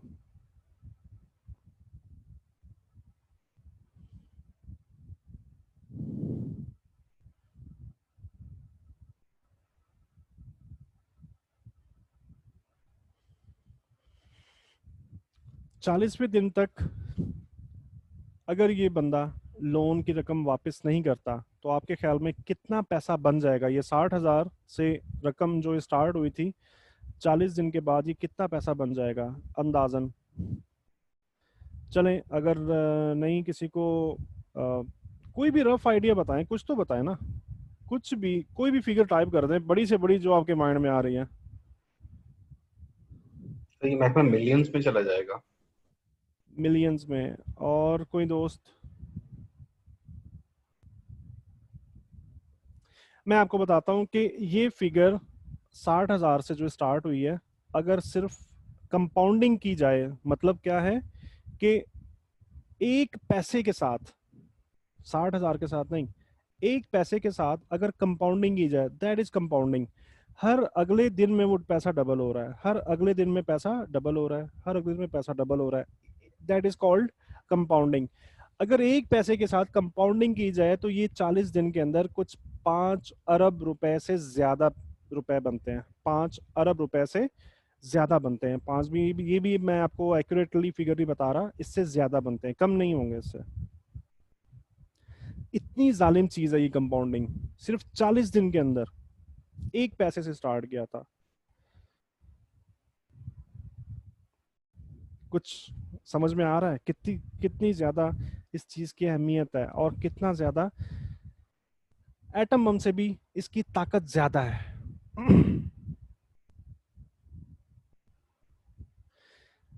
बिल्कुल यही वाली एग्जांपल, अगर आप चेस समझते होगे, आप शतरंज का जो खेल है, चेस की अगर आप स्टोरी पढ़ो ना, तो चेस की स्टोरी के अंदर ये कंपाउंडिंग की वो एक एग्जांपल आती है। मैंने स्टोरी पढ़ी थी कि एक बादशाह ने, कोई गरीब सा बंदा था, उसने कुछ कोई चीज बनाई और अपने मुल्क के बादशाह को उसने एज अ गिफ्ट प्रेजेंट करी। तो बादशाह को वो प्रेजेंट जो है वो देखकर बहुत ही खुशी हुई, बहुत ही उसको अच्छा लगा। उसने उस गरीब बंदे से बोला कि आप मांगो, क्या मांगते हो, और मेरी शान के मुताबिक मांगना। जैसे था ना, बादशाह लोग होते हैं, इनकी तौहीन होती है, अगर उनसे कोई छोटी चीज मांग लो ना तो उनकी तौहीन होती है। तो उसने बहुत सोचा, सोचने के बाद उसने पता है क्या मांगा? उसने एक चावल का दाना, उस बंदे ने कहा बादशाह से कि आप मुझे सिर्फ एक चावल का दाना दो, शर्त यह है कि वो चावल का एक दाना शतरंज के बोर्ड के ऊपर आप रखोगे एक खाने में। 64 खाने होते हैं ना शतरंज के, जो खाने होते हैं 64 खाने होते हैं, वो एक दाना आप एक खाने में रखोगे, और जब दूसरे दाने पे, आई मीन दूसरे खाने में जाओगे ना, तो वो दाना डबल हो जाएगा। तीसरे खाने पे जाओगे तो पिछले खाने से डबल, यानी कि 4 दाने हो गए, अगले में 8 दाने हो गए, अगले में 16, 32, 64, 128, 256 and 512, so on and so on. बादशाह ने कहा तुम्हें इतनी छोटी सी शर्त तुमने रखी है, ये कौन सा मसला है? उसने चेस बोर्ड मंगवाया, चावल मंगवाए, और अपने आदमियों से बोला जी रखो इसके ऊपर। अब वो स्टार्ट हो गए रखना, और पूरे मुल्क के चावल खत्म हो गए थे। वो 64 खाने जो थे ना शतरंज के, वो 64 खाने वो भरे नहीं थे उस वक्त तक, पूरे मुल्क के चावल खत्म हो गए थे। तो ये कंपाउंडिंग इतनी जालिम, इतनी जबरदस्त चीज है। जी मोहम्मद उस्मान, आपका आपने रेज हैंड किया, जल्दी जल्दी बोलें। मोहम्मद उस्मान, आप टाइप करके बता दें जो भी कहना चाहते हैं। तो हम क्या करेंगे, हम ट्रेडिंग साइकोलॉजी के लेक्चर के अंदर आपने देखा ना, I will drop fill my bucket, drop fill, कतरों के साथ मैं अपनी बकेट को भरूंगा। वो छोटे छोटे जो कतरे होंगे ना, हम क्या करेंगे, उनकी कंपाउंडिंग करेंगे, राइट? अपनी ट्रेडिंग के अंदर हम इस कॉन्सेप्ट को अप्लाई करेंगे, और कंपाउंडिंग के साथ अपने अकाउंट का साइज जो है ना उसको ग्रो करते रहेंगे। अब बात कर लेते हैं लॉट साइजिंग की, कि आप लॉट का साइज किस तरीके से कैलकुलेट कर सकते हो। ट्रेडिंग के अंदर जो इंटरनेशनल स्टैंडर्ड्स हैं, पूरी दुनिया के अंदर जो प्रोफेशनल्स जो होते हैं ना, जो बड़े बड़े बैंक्स के अंदर ट्रेड कर रहे हैं, और जो मेथड पूरी दुनिया में टीच किया जाता है प्रोफेशनलिज्म के अंदर, उसके अंदर ये रूल है कि आपने अकाउंट साइज का सिर्फ 1% रिस्क लेना होता है ईच ट्रेड। अपनी हर एक ट्रेड पर आपने अपने अकाउंट का सिर्फ 1% रिस्क लेना होता है, राइट? बहुत ही आसान सी बात है, कुछ भी मुश्किल नहीं है ये बात सुनने में, समझने में। अब हम ये देख लेते हैं कि हम 1% कैलकुलेट कैसे करेंगे। फॉर्मूला आपके सामने हाजिर है। फॉर्मूला क्या है? अकाउंट साइज को आप मल्टीप्लाई कर दोगे 0.01 के साथ। मिसाल के तौर पे, अगर अकाउंट साइज $10,000 है, तो आप इसको मल्टीप्लाई करोगे 0.01 के साथ, तो आंसर क्या आएगा? $100। ये $100 क्या कहलाएंगे? रिस्क पर ट्रेड। मतलब क्या है कि हर एक ट्रेड जो आप ओपन करने वाले हो, आप $100 से बड़ा एसएल नहीं रखोगे। यहां तक तो ये क्लियर कि हमको $100 से ज्यादा का रिस्क नहीं लेना हर एक ट्रेड के ऊपर। अब क्या करो? अब एसएल को डिफाइन करना होता है कि हमारा मेथड, हमारी स्ट्रेटजी हमें किस जगह पर एसएल लगवा रही है। मिसाल के तौर पे कुछ इस जगह पे लेवल है, अमन इतना टेढ़ा लेवल तो नहीं होता, मैं सीधा कर लेता हूँ इसको, ठीक है। ये लेवल है, मार्केट यहाँ पे मौजूद है और आप सब्र नहीं करते और आप यहाँ से सेल कर देते हो, ठीक है। आप एसएल प्लेसमेंट सोचते हो, तो एसएल ये मेथड आपको, ये सीन ये बता रहा है कि एसएल आपको यहाँ पे लगाना चाहिए, ठीक है, यहाँ पे लगाना चाहिए। तो आपने क्या करना है? क्रॉस हेयर टूल की मदद से आपने इस एसएल को यहाँ से लेके यहाँ तक आपने पिप्स को कैलकुलेट कर लेना है कि कितने पिप का ये एसएल बनता है, ठीक है। उतने पिप आप यहां पर अप्लाई कर दो। मिसाल के तौर पे अगर ये एसएल 50 पिप का बनता है, अगर ये एसएल 50 पिप का बनता है, तो आप क्या करोगे? जी मोहम्मद उस्मान, कनेक्ट, आपके इंटरनेट में प्रॉब्लम है, ठीक है।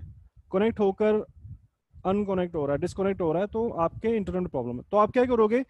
आप 50 पिप $100 को, ये हमें पहले आंसर मिला और उसके बाद हमने कैलकुलेट कर लिए पिप कितने हमारे, तो आप $100 को 50 से डिवाइड करोगे तो लॉट साइज आपका निकल आएगा।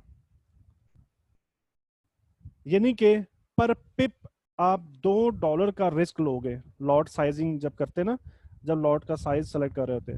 2 पिप का ये मतलब है कि 0.2 is equal to 2 pip, I mean $2, $2, ठीक है। अगर आप 0.2 की लॉट साइज इस्तेमाल करते हो, तो इसका मतलब है कि आप पर पिप $2 इन्वेस्ट कर रहे हो। अगर आपकी ट्रेड माइनस में चली भी गई, आपका एसएल हिट हो भी गया, तो आपका नुकसान सिर्फ $100 होगा। राइट, समझ में आ रहा है ये फॉर्मूला, या मैं रिपीट करूं? कोई मुश्किल समझने में? रिपीट कर देता हूँ। अकाउंट साइज आप लोगे, सबसे पहले कितना है उसको मल्टीप्लाई करोगे 0.01 के साथ, उसके बाद आपका आंसर जो है वो आपका रिस्क निकल आएगा पर ट्रेड। अब ये रिस्क तो आपके सामने आ चुका है कि कितना लेना है मुझे, लेकिन अब प्रैक्टिकली क्या करना है? लॉट साइज का इंतखाब करना है आपको। लॉट साइज का इंतखाब करने के लिए आप क्या करोगे? एसएल की प्लेसमेंट चेक करोगे कि कितने पिप्स की मेरी एसएल की प्लेसमेंट है, उतने पिप आप यहाँ पे लिखोगे और $100 से उसको डिवाइड कर दोगे, और जो भी आंसर आए वो आंसर क्या होगा? आपकी पर पिप वैल्यू, यानी कि आपको इतने डॉलर की ट्रेड लगानी चाहिए।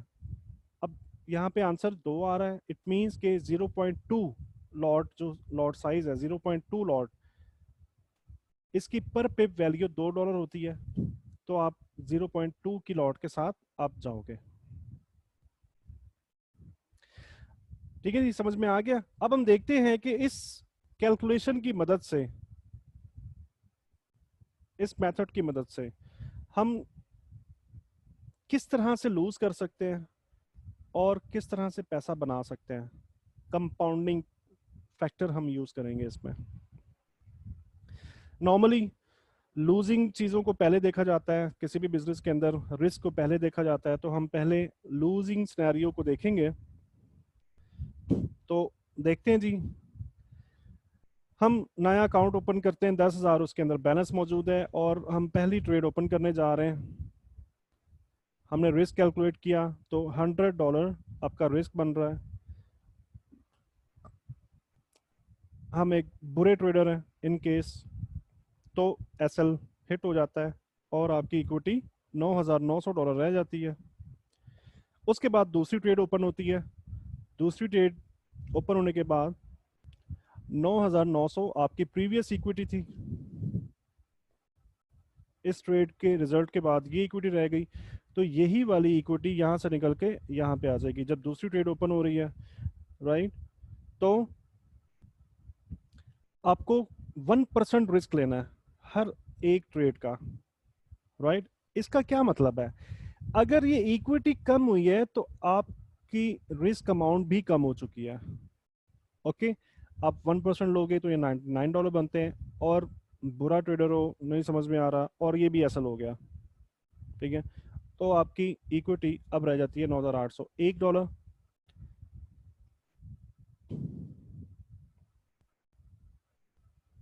अच्छा, तीसरी ट्रेड ओपन करते हो, $9,801 से स्टार्ट करते हो, और 1% रिस्क के साथ इसका 1% रिस्क कैलकुलेट करो तो बनता है $98.01। मिसाल के तौर पे ये भी ट्रेड आपकी असल हो जाती है, आपके अकाउंट के अंदर इक्विटी $9,703 बच जाती है। चौथी ट्रेड $9,703 से स्टार्ट होती है, 1% रिस्क लेते हो, $97.0299 इसका रिस्क अमाउंट है।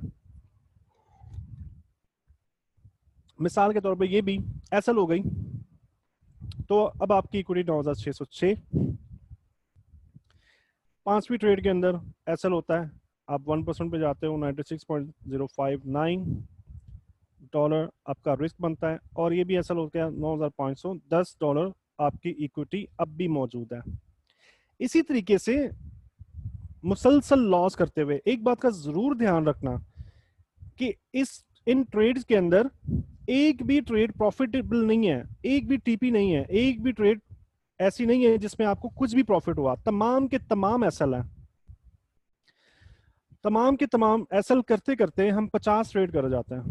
50वीं ट्रेड के अंदर आपकी इक्विटी $6,111 रहती है, 1% आप रिस्क लेते हो, 61.11, और ये भी एसल हो गया, तो आपकी इक्विटी $6,050 बाकी बचती है, मतलब अकाउंट वॉश नहीं हो रहा, ठीक है। अगेन इसी प्रैक्टिस के साथ 100 ट्रेड्स कर देते हैं, 100 ट्रेड करने के बाद भी आपकी इक्विटी 3,697 रहती है, 1% के साथ $36.97 ईच ट्रेड आपको रिस्क लेना है। अगर ये भी असल हो गया तो $3,660 इक्विटी अभी भी बाकी है। इसी तरीके से ट्रेडिंग करते जाते हो, 200 ट्रेड्स कर जाते हो, 200 ट्रेड्स कर जाते हो, फिर भी आपकी कुछ $1,353 इक्विटी रहती है। अगेन ट्रेड करते हो 1% रिस्क के साथ 13.53, और इक्विटी एसएल अगर ये भी हो गया तो उसके बाद 1340। कोई मुझे बता सकता है अंदाजे से 200 ट्रेड्स तक आपने ये देख लिया कि अकाउंट वॉश नहीं हुआ, अभी भी आप गेम का हिस्सा हो, अभी भी आप मार्केट में बैठे हुए हो, मार्केट से बाहर नहीं निकले। कितनी ऐसी ट्रेड्स हो जो कि हर ट्रेड लूजिंग ट्रेड हो, आपके ख्याल में कितनी ट्रेड्स करेंगे तो अकाउंट वॉश हो जाएगा इस कुलिये के हिसाब से?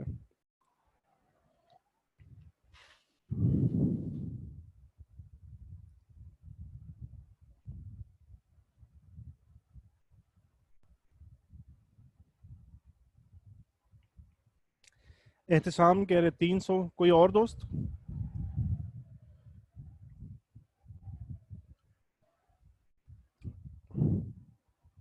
अदनान आलम कह रहे हैं 250। चलें हम देख लेते हैं। 500वीं ट्रेड, जिस इन 500 ट्रेड्स के अंदर एक भी एसएल एक भी टीपी नहीं हुआ, अगर आप 500वीं ट्रेड भी कर रहे हो ना, जब भी आपका अकाउंट वॉश नहीं होता, आपके अकाउंट के अंदर $66 इक्विटी जब अभी भी मौजूद है, ठीक है, और 1% के साथ इसका रिस्क बनता है $0.66, और इक्विटी आपके सामने रहती है, ठीक है। तो आपको ये पता चला कि एक्चुअली इसमें हो क्या रहा है, मेन पॉइंट क्या है, लॉजिक क्या है। लॉजिक ये है कि हम कंपाउंडिंग कर रहे हैं, और ये अभी लूजिंग कंपाउंडिंग की है हमने, अभी प्रॉफिट की तरफ गए नहीं है। हमने 500 ट्रेड की, और ये कंपाउंडिंग की मदद से, अब कंपाउंडिंग कैसे हो रही है, हम ये लॉट का साइज चेंज हो रहा है, हर ट्रेड पे लॉट का साइज चेंज हो रहा है, इक्विटी के हिसाब से हम 1% रिस्क ले रहे हैं और अपना लॉट का साइज चेंज कर रहे हैं। उसके बाद भी हमने ये देखा कि 500 ट्रेड कर देना जब भी हमारा अकाउंट वॉश नहीं होता। एक्चुअली कंपाउंडिंग करते हुए हमारा अकाउंट वॉश होता ही नहीं है, हमारे अकाउंट में कुछ ना कुछ बच जाता है फिर भी। क्या वजह है इसकी? उसकी ये वजह है कि जितना आपका कैपिटल रिड्यूस हो रहा है, जितनी आपकी इक्विटी रिड्यूस हो रही है, उतना रिस्क भी रिड्यूस हो रहा है। ठीक है, उतना लॉट का साइज भी छोटा होता जा रहा है, छोटा होता जा रहा है। तो आपको ये पता चला कि कंपाउंडिंग कितनी अच्छी चीज है आपके अकाउंट के लिए। अगर आप इस तरीके से कंपाउंडिंग करते हो तो आपका अकाउंट जो है वो वॉश ही नहीं होता, राइट। अब हम देखते हैं कि विनिंग सिनेरियो के अंदर कंपाउंडिंग के साथ हम किस तरह से पैसा बना सकते हैं। 10,000 के साथ हम स्टार्ट करते हैं, पहली ट्रेड लगाते हैं। 1% हम टीपी लगा रहे हैं अपनी ट्रेड का, कैपिटल का सिर्फ 1%। पहले हम क्या कर रहे थे, 1% पे एसएल ले रहे थे। ठीक है, रिस्क एंड रिवार्ड रेशो मैंने आपको बता चुका हूँ पिछले सेशंस के अंदर कि कुछ स्ट्रेटजीज ऐसी होती हैं जो आपको 1:3 की रेशो दे रही होती हैं, कुछ स्ट्रेटजीज 1:5 की रेशो भी दे रही होती हैं।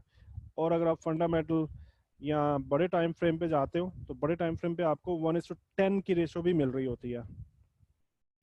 ठीक है, मतलब क्या है कि अगर आप $100 रिस्क ले रहे हो तो प्रॉफिट होने के बाद आपको $1,000 का प्रॉफिट होगा। इसका मतलब है कि ये रेशो क्या बनती है, 1:10। ठीक है, अब मैं यहां पर 1:5 की बात नहीं कर रहा, 1:10 की बात नहीं कर रहा, 1:3 की बात नहीं कर रहा, 1:2 की बात नहीं कर रहा, मैं बात कर रहा हूं 1:1 की। सिर्फ और सिर्फ 1% अगर आप अपना टीपी सेट कर लेते हो ना, अपने कैपिटल का सिर्फ 1% के ऊपर अपना टीपी सेट कर लेते हो और उसकी कंपाउंडिंग करते हो तो हम देखते हैं कि हमारा अकाउंट कहां तक जा सकता है।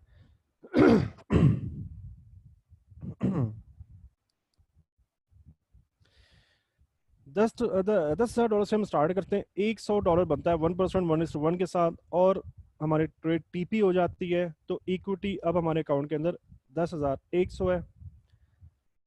अब 1% के हिसाब से हम टीपी सेट कर रहे हैं। 27,000 वर्ट जाहिद बलोच, 27,000 क्या? चलें, अभी अभी थोड़ा सा वेट कर लें, अभी मैसेज ना करें बिल्कुल भी। ठीक है, डिस्ट्रैक्शन होती है थोड़ी सी ना, अभी वेट कर लें। मैं कोई क्वेश्चन करूंगा तो फिर आप आंसर कर लीजिएगा। ठीक है, हम दूसरी ट्रेड ले रहे हैं। दूसरी ट्रेड के अंदर हमारी इक्विटी क्या थी, $10,100। अब देखो 1% के साथ हम कंपाउंडिंग कर रहे हैं प्रॉफिट साइड पे। कंपाउंडिंग जब हमने 1% की तो हमारा $1 अब इंक्रीज हो चुका है। मतलब क्या है कि हमारा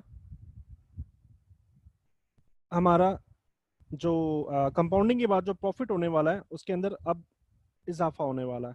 ठीक है, और दूसरी ट्रेड जब टीपी होगी तो हमारी इक्विटी कुछ $10,201 बन जाती है। तीसरी ट्रेड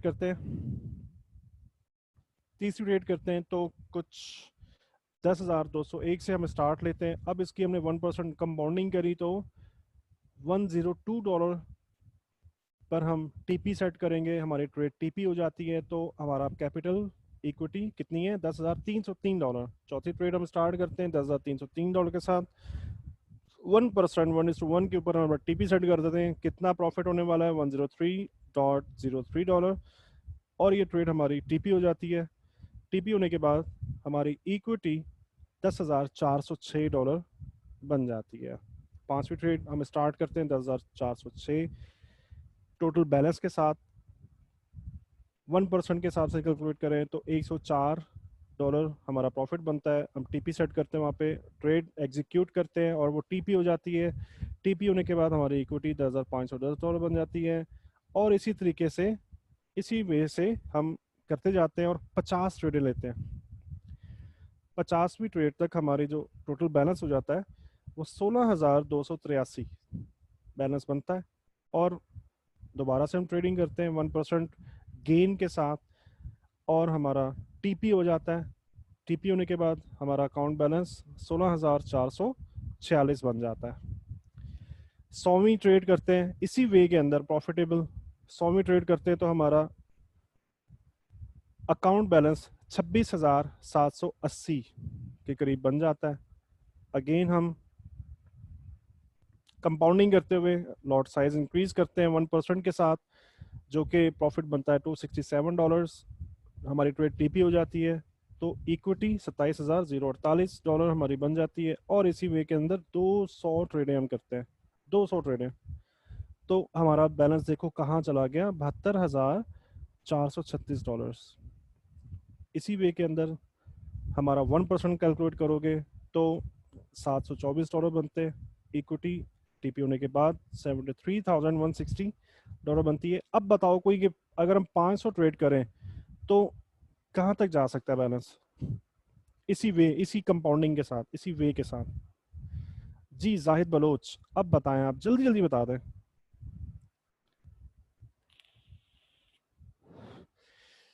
जाहिद बलोच का मैसेज है 27,000 बनता है 500 ट्रेड, ट्रेड के नहीं नहीं नहीं नहीं नहीं, 27,000 तो 100वीं ट्रेड पे बन गया था, 100वीं ट्रेड पर ही 27,000 बन गया था। ठीक है, 500 ट्रेड अगर इसी वे के अंदर हम करें सिर्फ 1% के साथ, ओनली 1%, नॉट 1:2, नॉट 1:3, तो हमारा जो टोटल बैलेंस है 1.4 मिलियन डॉलर्स बनता है, 1.43 मिलियन, राइट। तो देखा आपने, कंपाउंडिंग सिर्फ 10,000 से अकाउंट स्टार्ट किया, और अगर आप एक दिन में सिर्फ एक ट्रेड कर रहे हो, एक दिन में सिर्फ एक ट्रेड करो और वो टीपी हो जाए और 1% गेन आपको मिले, तो 500 दिन तकरीबन, कितना आप 2 साल लगा लो, छुट्टियां वुट्टियां निकाल के ना 500 दिन बनते हैं, तो सिर्फ 2 साल के अंदर ये 10,000 का अकाउंट 1.433 मिलियन डॉलर्स इसकी इक्विटी बन जाती है।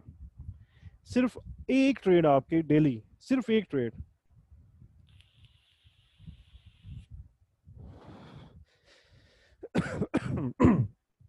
कैसा लगा आपको कंपाउंडिंग की पावर को देखकर?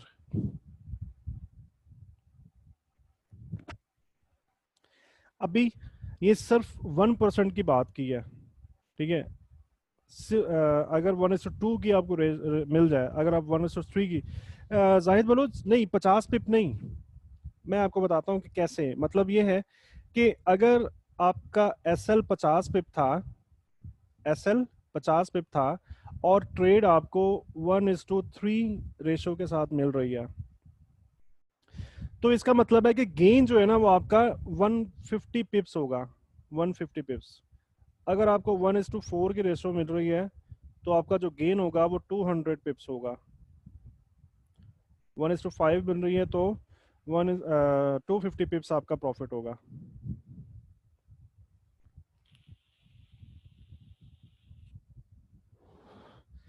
जी अदनान, ये आप प्रैक्टिस जब करते रहोगे ना, ये तो आप कंपाउंडिंग उसके उसके साथ साथ होती रहेगी ना, ये तो मैं तो नहीं करके दिखा सकता। ये तो जैसे ही हम ट्रेडिंग, हाँ मैं आपको ये बता दूंगा, प्रैक्टिस क्लास हमारी होगी ना तो उसमें बता दूंगा कि हर ट्रेड के अंदर आपने फार्मूला मैंने आपको बता दिया कि कैसे कैलकुलेट करना है। आपने उस कैलकुलेशन के साथ आपने लॉट का साइज कैलकुलेट किया और आप हर एक ट्रेड के अंदर कंपाउंडिंग करते जाओगे, ठीक है। इस तरीके से अपना लॉट का साइज इंक्रीज हो रहा होता है प्रोफेशनल ट्रेडिंग के अंदर,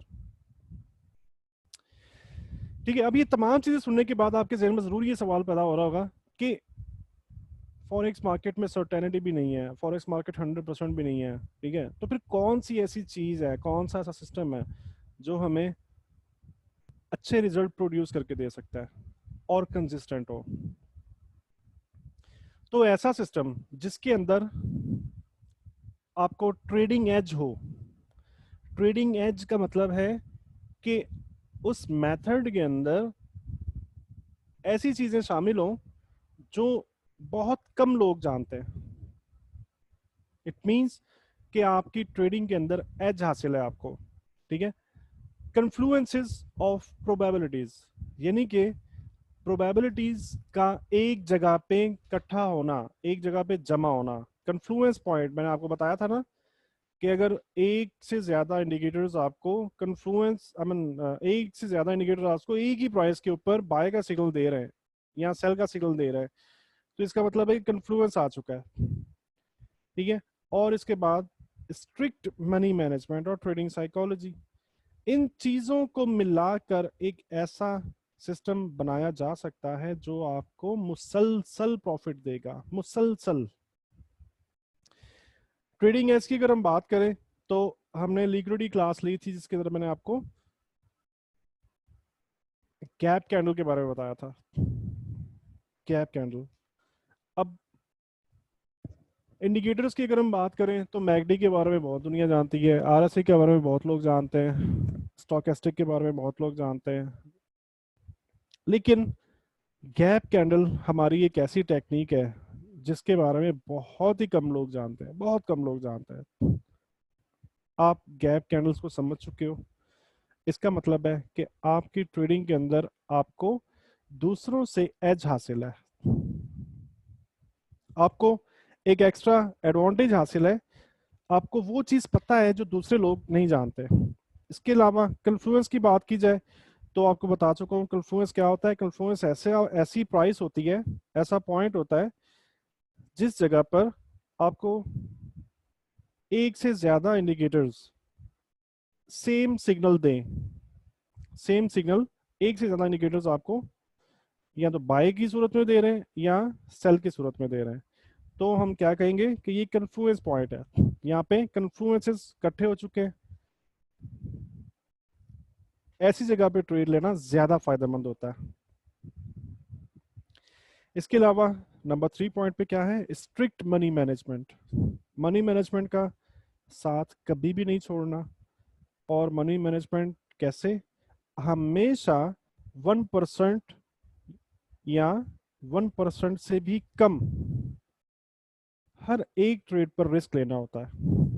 1% या 1% से भी कम, 0.5% आप ले सकते हो, 0.25 0.75% ले सकते हो, मैक्सिमम से मैक्सिमम 1% ले सकते हो, इससे ज्यादा नहीं। ठीक है। तो ये है मनी मैनेजमेंट। अगर आप एक से ज्यादा ट्रेड आपकी एक वक्त में चल रही है, बेहतर ये होता है कि एक वक्त में एक ट्रेड चलाओ, ये बेहतरीन सिनेरियो है, एक वक्त में एक ट्रेड चलनी चाहिए। ठीक है। चलें मिसाल के तौर पे अगर एक वक्त में एक से ज्यादा ट्रेड चल रही हैं तो टोटल ट्रेड्स का क्यूमुलेटिवली जो रिस्क होगा ना वो 5% से ज्यादा नहीं होना चाहिए। मिसाल के तौर पे अगर आपको 10 ट्रेडें ओपन करनी है तो फिर आप क्या करोगे, आप 0.5% रिस्क लोगे हर एक ट्रेड का। जब आप 0.5% रिस्क ले रहे हो हर एक ट्रेड का, तो 10 ट्रेडों को मिला के देखोगे तो टोटल आपके अकाउंट के ऊपर जो रिस्क होगा वो 5% होगा। ठीक है। So that's the way. इसके अलावा चेकलिस्ट आपको मल्टीपल टाइम दे दी जा चुकी है, बट अब चेकलिस्ट आपने क्या करना है, इसको लाजमी देखा करें। बिलीव मी, ये आपकी हॉली ग्रेल है। ठीक है। आप जब तक इसको फॉलो करते रहोगे इंशाल्लाह फायदे में रहोगे। चेकलिस्ट के अंदर क्या करना है, इकोनॉमिक फंडामेंटल न्यूज आपने चेक करनी है फॉरेक्स फैक्ट्री के अंदर। जिस भी वक्त न्यूज आने वाली है उससे आधा घंटा पहले और आधा घंटा बाद तक अपनी ट्रेडिंग एक्टिविटीज आप स्टॉप कर दोगे। मतलब अगर कोई भी न्यूज दोपहर 12 बजे आ रही है तो अब यूरो के अंदर न्यूज है, तो यूरो के मुतल्लिक कंसर्निंग जो भी पेयर्स हैं आप उनमें ट्रेडिंग स्टॉप कर दोगे। न्यूज आ जाए, न्यूज आने के आधा घंटा गुजर जाए, उसके बाद फिर आप अपनी ट्रेडिंग एक्टिविटी दोबारा से स्टार्ट करोगे। फॉरेक्स लाइव आप हमेशा ऑन रखोगे और उसमें नोटिफिकेशन का मैंने आपको दिखाया था बटन, उसको आप प्रेस करोगे तो तमाम न्यूज़ आपके पास डेस्कटॉप पे अपीयर होना स्टार्ट हो जाएंगी। तो इससे क्या फ़ायदा होगा कि अगर ट्रेडिंग के दौरान कोई अनएक्सपेक्टेड न्यूज़ आ जाती है, बिल्कुल कोई एक्सीडेंटली कोई सरप्राइज आ जाता है, तो आपको फौरन से पहले पता चल जाएगा। ठीक है। सपोर्ट और रेजिस्टेंस लेवल आप लाजमी लगाओगे डेली और H4 टाइम फ्रेम के अंदर। उसके बाद क्या करना है, मार्केट की कंडीशंस आपने चेक करनी है। मार्केट कंडीशन क्या मतलब है? हायर हाइज और हायर लोज चेक करने हैं आपने डेली टाइम फ्रेम के अंदर, H1 टाइम फ्रेम के अंदर और H4 टाइम फ्रेम के अंदर। ठीक है, इन कंडीशंस को देखने के बाद आप ट्रेड कैसे करोगे? ट्रेड तीन तरीकों से कर सकते हो। ट्रेंड की कंटिन्यूएशन के अंदर ट्रेड कर सकते हो। कैसे? मार्केट हायर हाइज बनाती हुई जा रही है, हायर हाइज हायर लोज बनाती हुई ऊपर जा रही है, तो पुल बैक्स के ऊपर आप बाय करोगे, मींस ट्रेंड की कंटिन्यूएशन को आप ट्रेड कर रहे हो। ट्रेंड लाइन लगा दो, तीसरे टच को आप ट्रेड कर सकते हो। मूविंग एवरेजेस 20, 50 एंड 200 को आप अप्लाई करो, और उसके बाद 20 और 50 के टच के ऊपर पुल बैक जैसे ही कंप्लीट हो उस वक्त आप मार्केट में एंटर हो सकते हो। इसके अलावा हम CCI स्ट्रेटजी, मैकडी स्ट्रेटजी, वो भी तमाम चीज़ें पढ़ चुके हैं। ट्रेंड की कंटिन्यूएशन के अंदर वो चूंकि ट्रेंडिंग मार्केट की कंडीशन में ज़्यादा अच्छा काम कर रही होती हैं, इस वजह से ट्रेंडिंग में आप उसको देखोगे। नंबर 2 पे आप क्या कर सकते हो? ट्रेंड रिवर्सल्स को देख सकते हो। ट्रेंड रिवर्सल्स कैसे ट्रेड करना है? आप सपोर्ट और रेजिस्टेंस आपने लगा लिए थे यहाँ पे, इस पॉइंट के बाद सपोर्ट और रेजिस्टेंस आपके पहले से लगे हुए हैं। मार्केट यहाँ तक रीच कर जाए और रीच करने के बाद आप रिवर्सल्स के ऊपर ट्रेड कर सकते हो। कैंडल स्टिक पैटर्न आना लाजमी है, ठीक है। और उसके बाद आप कैसे ब्रेकआउट को ट्रेड कर सकते हो? ब्रेकआउट को कैसे मार्केट, चले मैं आपको डिटेल में बताता हूँ कैसे करना है। ट्रेंड कंटिन्यूएशन को कैसे करना है, ये पॉइंट आप प्रिंट कर लो, ठीक है, प्रिंट आउट करो लाजमी, और अपनी ट्रेडिंग डेस्क के सामने वाली वॉल के ऊपर इनको लगा दो, ताकि आप बार बार इनको देखते रहोगे, आपके जहन नशीन हो जाएंगे। जितना अच्छे से आप इन चीज़ों को जहन नशीन करोगे उतनी गलती करने के इम्कानात कम हो जाएंगे, ठीक है। आपकी ट्रेडिंग के अंदर सक्सेस की प्रोबेबिलिटीज ज़्यादा से ज़्यादा होती रहेंगी। ट्रेंड कंटिन्यूएशन में कैसे ट्रेड करोगे? Price should be in between support और resistance levels, in between, okay. Support और रेजिस्टेंस लेवल के दरमियान में होनी चाहिए, पहुंची भी नहीं होनी चाहिए। मतलब ऐसे, अगर यहां तक प्राइस पहुंच चुकी है तो हम कंटिन्यूएशन को ट्रेड नहीं करेंगे, ओके। दरमियान में होनी चाहिए, तो इन पुल बैक्स के ऊपर यहां तक आप अपना टीपी लोगे, ऐसे आप ट्रेंड कंटिन्यूएशन को ट्रेड करोगे, ठीक है। और उसके बाद क्या होना चाहिए? There must be at least a complete cycle in the background of higher high और higher low for buying opportunity, और lower higher lower low for selling opportunity. मतलब आपने अगर ट्रेंड की कंटिन्यूएशन को देख रहे हो तो उसके पीछे आपने ये कंफर्म करना है कि पीछे एक कंप्लीटेड साइकिल मौजूद है। ऐसा नहीं हो कि मार्केट कुछ हल्की फुल्की सी ट्रेंडिंग करे उसके बाद फौरन से रेंज में आ जाए, तो आप ये समझो कि ये कंफर्मेशन हमें लाजमी कर लेनी है कि हायर हाई और हायर लो का साइकिल मौजूद है। Always trade once a pull back retracement completed on either one, two, or all the following candlestick signals is arrived on।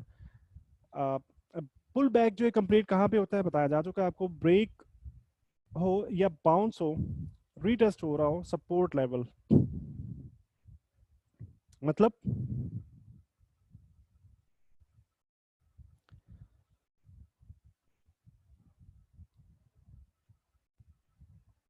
Support level break हुआ और उसके ऊपर इस तरह से बाउंस हो रहा है, तो हम इसे क्या कहेंगे कि रिट्रेसमेंट कंप्लीट हो गई है और हम यहां से बाय करेंगे, right, of minor support levels, ठीक है। जो H1 में अगर आप H4 में निकालते हो तो आप उन सपोर्ट लेवल के ऊपर ही काम कर सकते हो। थर्ड या फोर्थ टच ट्रेंड लाइन का आप ट्रेड कर सकते हो। ट्रेंड कंटिन्यूएशन के अंदर बाउंस और रीटेस्ट को आप देख सकते हो 20 और मूविंग, आई मीन 20 और 50 की मूविंग एवरेज के ऊपर। ये तमाम चीज़ें हम ऑलरेडी डिस्कस कर चुके हैं, पढ़ चुके हैं, लेकिन अब चूंकि हमारे क्लासेस का एंड हो चुका है तो हम उनको रिकॉल कर रहे हैं ताकि दोबारा से ज़हन नशीन हो जाए। चेकलिस्ट की सूरत में आपको बताई जा रही है ताकि आप इनको प्रिंट करके अपने सामने प्लेस कर लो और आप इसके बाद भूलोगे नहीं। Moving averages, alignment and convergence in oscillator can be used in confirmation। Moving averages की जब हमने देखा था 20, 50 और 200 की मूविंग एवरेजेस को इस्तेमाल करके, तो उनकी अलाइनमेंट आना लाजमी है, ठीक है। ऐसा नहीं है कि वो मूविंग एवरेजेस अलाइन नहीं है तो आप टच को ट्रेड कर रहे हो, ऐसा नहीं है। अगर आप 20 और 50 मूविंग एवरेज के टेस्ट को ट्रेड कर रहे हो तो उसके लिए मूविंग एवरेज का अलाइंड रहना जरूरी है। अगर वो अलाइंड रहेगी तो ही ट्रेंड स्ट्रांग होगा। अगर वो अलाइन नहीं है तो वहां पे ट्रेंड, कोई चांस ही नहीं कि ट्रेंड स्ट्रांग होगा। ट्रेंड होगा ही नहीं, वहां पे बहुत ही वीक होगा। ठीक है। कन्वर्जेंस ऑसिलेटर्स इंडिकेटर के साथ आपको बताया जा चुका है कि कन्वर्जेंस कैसे देखी जाती है। जब market higher highs and higher lows, नया हायर हाई बना रही है तो इंडिकेटर भी नया हायर हाई बनाए, मतलब अपने हाईज को ब्रेक कर रही है पिछले, जैसा कि मार्केट इस तरह से ऊपर जा रही है। तो यहाँ पे आप देख रहे हो हाई ये था, आखिरी हाई ये था, नया हाई ये है। इसका क्या मतलब है कि मार्केट ने पिछले हाई को ब्रेक कर दिया। ओके, अब ऑसिलेटर्स के अंदर आप देखो तो यहाँ पर ऐसे नजर आ रहा होगा, मतलब पिछला हाई ये है और रीसेंट हाई ये है। तो इंडिकेटर भी क्या कर रहा है, पिछले हाई को ब्रेक करके ऊपर आ गया। मतलब क्या है कि कन्वर्जेंस है, राइट। कन्वर्जेंस हमेशा ट्रेंड कंटिन्यूएशन के अंदर इस्तेमाल होती है। Do not buy if resistance level is very too much close. मतलब क्या है, जैसा कि आपको बताया था कि दो लेवल्स के दरमियान में आपने बाय करना है या सेल करना है, व्हाटएवर जो भी सिग्नल है, दरमियान में कुछ थोड़ा सा ऊपर नीचे। अगर प्राइस यहाँ तक पहुंच चुकी है, इसका क्या मतलब है कि अब रेजिस्टेंस या सपोर्ट जो है ना, वो बहुत ही क्लोज है, प्राइस के बहुत ही करीब है, बहुत ही करीब आ चुका है और ये मार्केट को मजीद मूव करने से रोकेगा। हाँ एग्जैक्टली, सीसीआई लेवल्स। ठीक है। और don't sell if support level is to much close. अगर आप सेल कर रहे हो और सपोर्ट बहुत ही करीब है तो आपने सेल नहीं करना। अगर आप बाय कर रहे हो और रेजिस्टेंस लेवल बिल्कुल पास है, बहुत ही करीब है, तो आपने बाय नहीं करना। ट्रेंड रिवर्सल को देखते हैं। ट्रेंड रिवर्सल में क्या क्या पॉइंट देखने चाहिए। Price should be on strong support and resistance level, जो आपने पहले से मार्क किए हुए होंगे H4 डेली टाइम फ्रेम के अंदर। Price should be a valid candlestick pattern और market price action pattern. Reversals को ट्रेड करने के लिए हम हमेशा मैं आपको ये बताया, कैंडलस्टिक पैटर्न का अपीयर होना बेहतर होता है, एडिशनल कंफर्मेशन होती है। ठीक है। किसी भी स्ट्रॉन्ग सपोर्ट या रेजिस्टेंस लेवल के ऊपर जैसे ही अगर रिवर्सल पैटर्न अपीयर हो जाए तो आप इसको ट्रेंड रिवर्सल की डायरेक्शन में ट्रेड कर सकते हो। बुलिश रिवर्सल की बात करें तो क्या क्या देखना है आपको। Significant falling price in the background in last 8 to 10 candles. अगर आप बुलिश रिवर्सल देख रहे हो, बुलिश रिवर्सल का मतलब क्या है कि पीछे गिरती हुई प्राइस होगी, नीचे सपोर्ट होगा और आप बुलिश रिवर्सल देख रहे हो, तो ये फॉलिंग प्राइस होनी चाहिए बुलिश रिवर्सल के लिए। बैकग्राउंड के अंदर 8 से 10 कैंडल के अंदर, कैंडल जिस तरह से नजर आ रही होंगी आपको, ठीक है। 8 से 10 कैंडल को आप देखोगे तो फॉलिंग प्राइस होगी। और अगर आप बेरिश रिवर्सल की बात करो तो राइजिंग प्राइस होनी चाहिए। राइजिंग के लिए बेरिश रिवर्सल का क्या मतलब है कि प्राइस एक रेजिस्टेंस तक पहुंच जाएगी, मार्केट स्ट्रांगली बुलिश होगी और 8 से 10 कैंडल्स आपको राइजिंग प्राइस बता रही होंगी। ठीक है।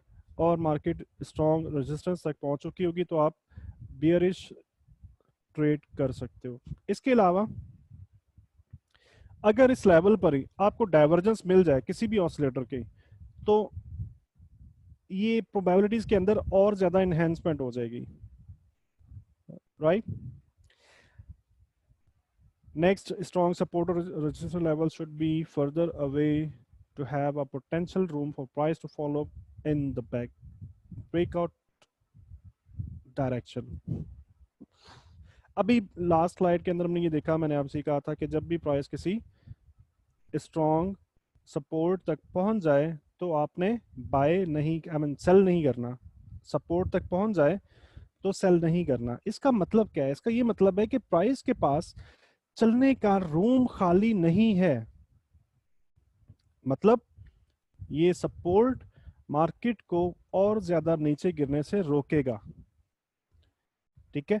अगर ये सपोर्ट यहां पे ना होता और ये सपोर्ट यहां पे होता तो इस जगह पर अगर प्राइस मौजूद है इस जगह पे, तो हम ये कह सकते हैं कि मार्केट के पास इतना चलने का रूम खाली है। ठीक है, तो इस वजह से सपोर्ट और रेजिस्टेंस लेवल्स को लाजमी देखा करें कि कितना स्पेस बाकी है। जितनी स्पेस पड़ी हुई होगी ना मार्केट के पास, उतना चलने का रूम खाली होगा। मनी मैनेजमेंट आज हमने कम्प्लीटली सीख ली। स्ट्रिक्टली आप हमेशा 1% रूल के साथ स्ट्रिक्ट रहोगे। अब देखते हैं break and bounce and retest क्या होता है। Actually break bounce and retest का मतलब ये है कि जब भी मार्केट किसी स्ट्रॉन्ग लेवल को तोड़ती है, ऐसे ब्रेक करके ऊपर चली जाए, तो ये पहले क्या था, रेजिस्टेंस। जब ये टूट जाएगा तो क्या बन जाएगा, सपोर्ट। मार्केट को वेट करना है आपने, पुल बैक करे इसी लेवल से आप फर्स्ट टच के ऊपर, ये बहुत ही अच्छी कमाल की ट्रेड होती है, आप बाय करोगे। इस स्ट्रेटजी को कहते हैं break and bounce retest, right. Price should break the strong support original level. इस स्ट्रॉन्ग लेवल को इसको ब्रेक करा, इस लेवल को। जब ये ब्रेक कर रही होगी ना, यहाँ पे आपको गैप कैंडल मिल सकती है। गैप कैंडल हम पहले जैसे जानते हैं कि जिस जगह पे स्ट्रॉन्ग सपोर्ट या रेजिस्टेंस लेवल मौजूद होते हैं ना, गैप कैंडल भी वहीं पर अपीयर हो रही होती है। तो जब ये लेवल ब्रेक हो रहा होगा तो आपको यहाँ पे गैप कैंडल देखने को मिल सकती है। Next strong support resistance level should be further away to have a potential room for price to follow the in the background direction.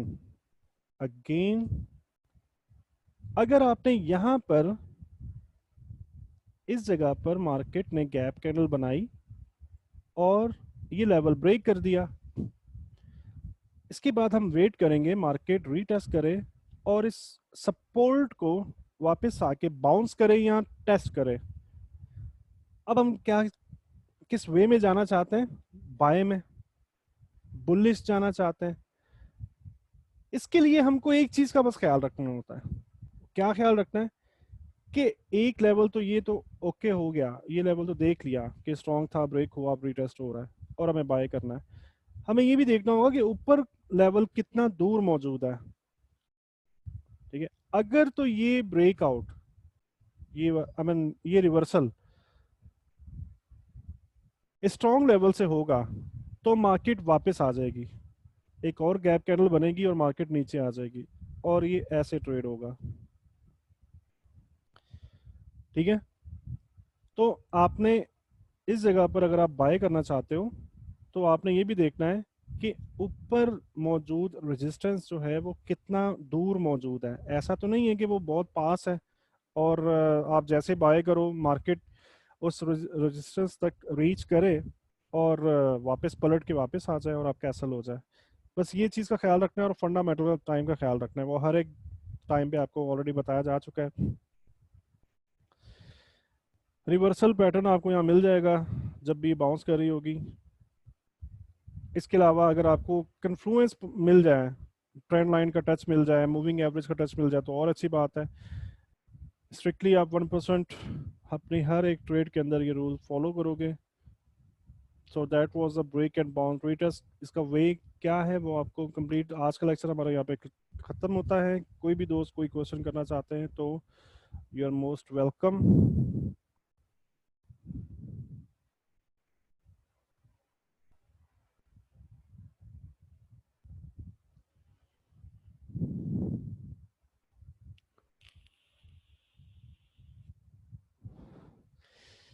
कोई भी दोस्त कोई क्वेश्चन करना चाहें तो आप बिल्कुल क्वेश्चन कर सकते हो।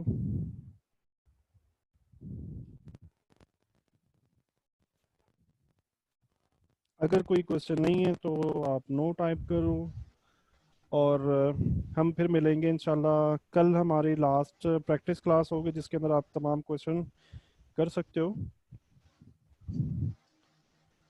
लेक्चर्स हमारे कंप्लीट हो गए।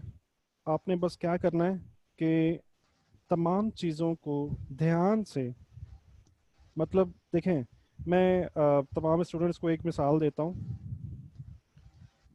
कि हम जब छोटे थे ना तो हम उस वक्त से ये सुनते आ रहे हैं कि नमाज़ पढ़ना बहुत अच्छी बात है, नेकियां मिलती हैं, सच बोलना बहुत अच्छी बात है, एंड एटसेट्रा, मुख्तलिफ ऐसी चीज़ें।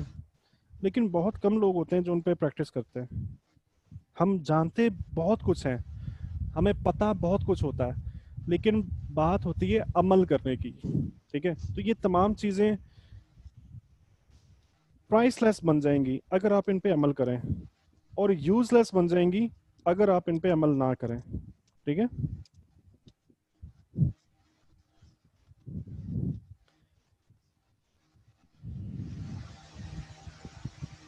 जी कोई क्वेश्चन नहीं है तो हम फिर इंशाल्लाह कल मिलेंगे। सर अस्सलाम वालेकुम। वालेकुम सलाम। सर आप 2-3 डेज से एक लेक्चर के अंदर आप एक चीज़ कंटिन्यूसली बोल रहे हैं कि किसी भी एक चीज़ के ऊपर आप रिलाई नहीं करें, लाइक मतलब कोई भी 100% दे रहा हो आप उसके ऊपर रिलाई मत करें। इंडिकेटर्स दे रहे हैं या मतलब कोई भी एक इससे सिग्नल्स दे रहे हैं तो हमको उसके ऊपर रिलाई नहीं करना चाहिए, ऐसा ही कह रहे हैं आप? कोई बंदा आपको ये कहे कि मेरा सिस्टम 100% काम करता है, ठीक है, 100% काम करता है, तब आप उस पर रिलाई ना करो, क्योंकि आप ये चीज जानते हो कि 100% मार्केट में कुछ भी नहीं होता। इस वजह से मैं कह रहा हूँ कि आप उस पर रिलाई ना करो।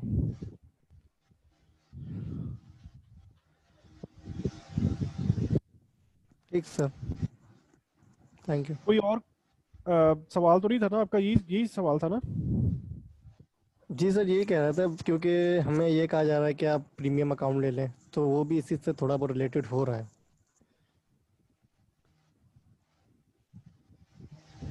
तो मेरा ये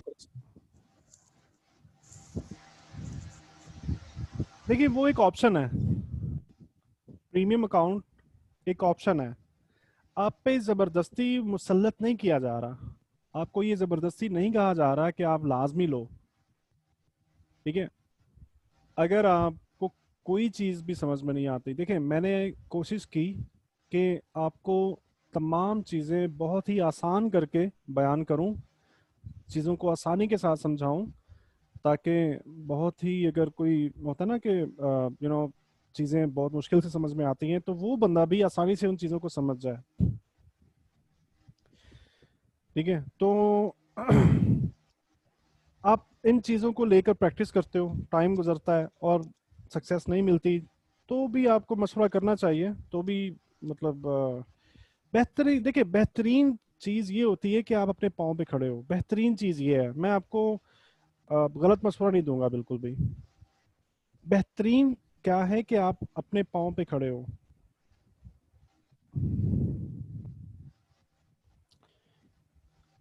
और इसी वजह से आपने ये कोर्स पाए किया, इसी वजह से आप ये तमाम चीज़ें सीख रहे हो। ठीक है,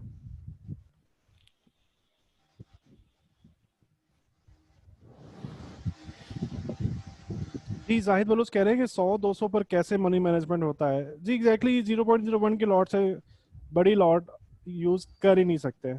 0.01 से छोटी लॉट होती नहीं है, वरना 100-200 के अकाउंट के ऊपर भी 1% के साथ जाते। बट आप 1% के साथ ही जा रहे होते हो, 100 के अकाउंट के ऊपर 0.01 से आप नीचे जा ही नहीं सकते, कोई चांस ही नहीं है। राइट, आई मीन ऊपर, सॉरी। ठीक है जाहिद बलोच,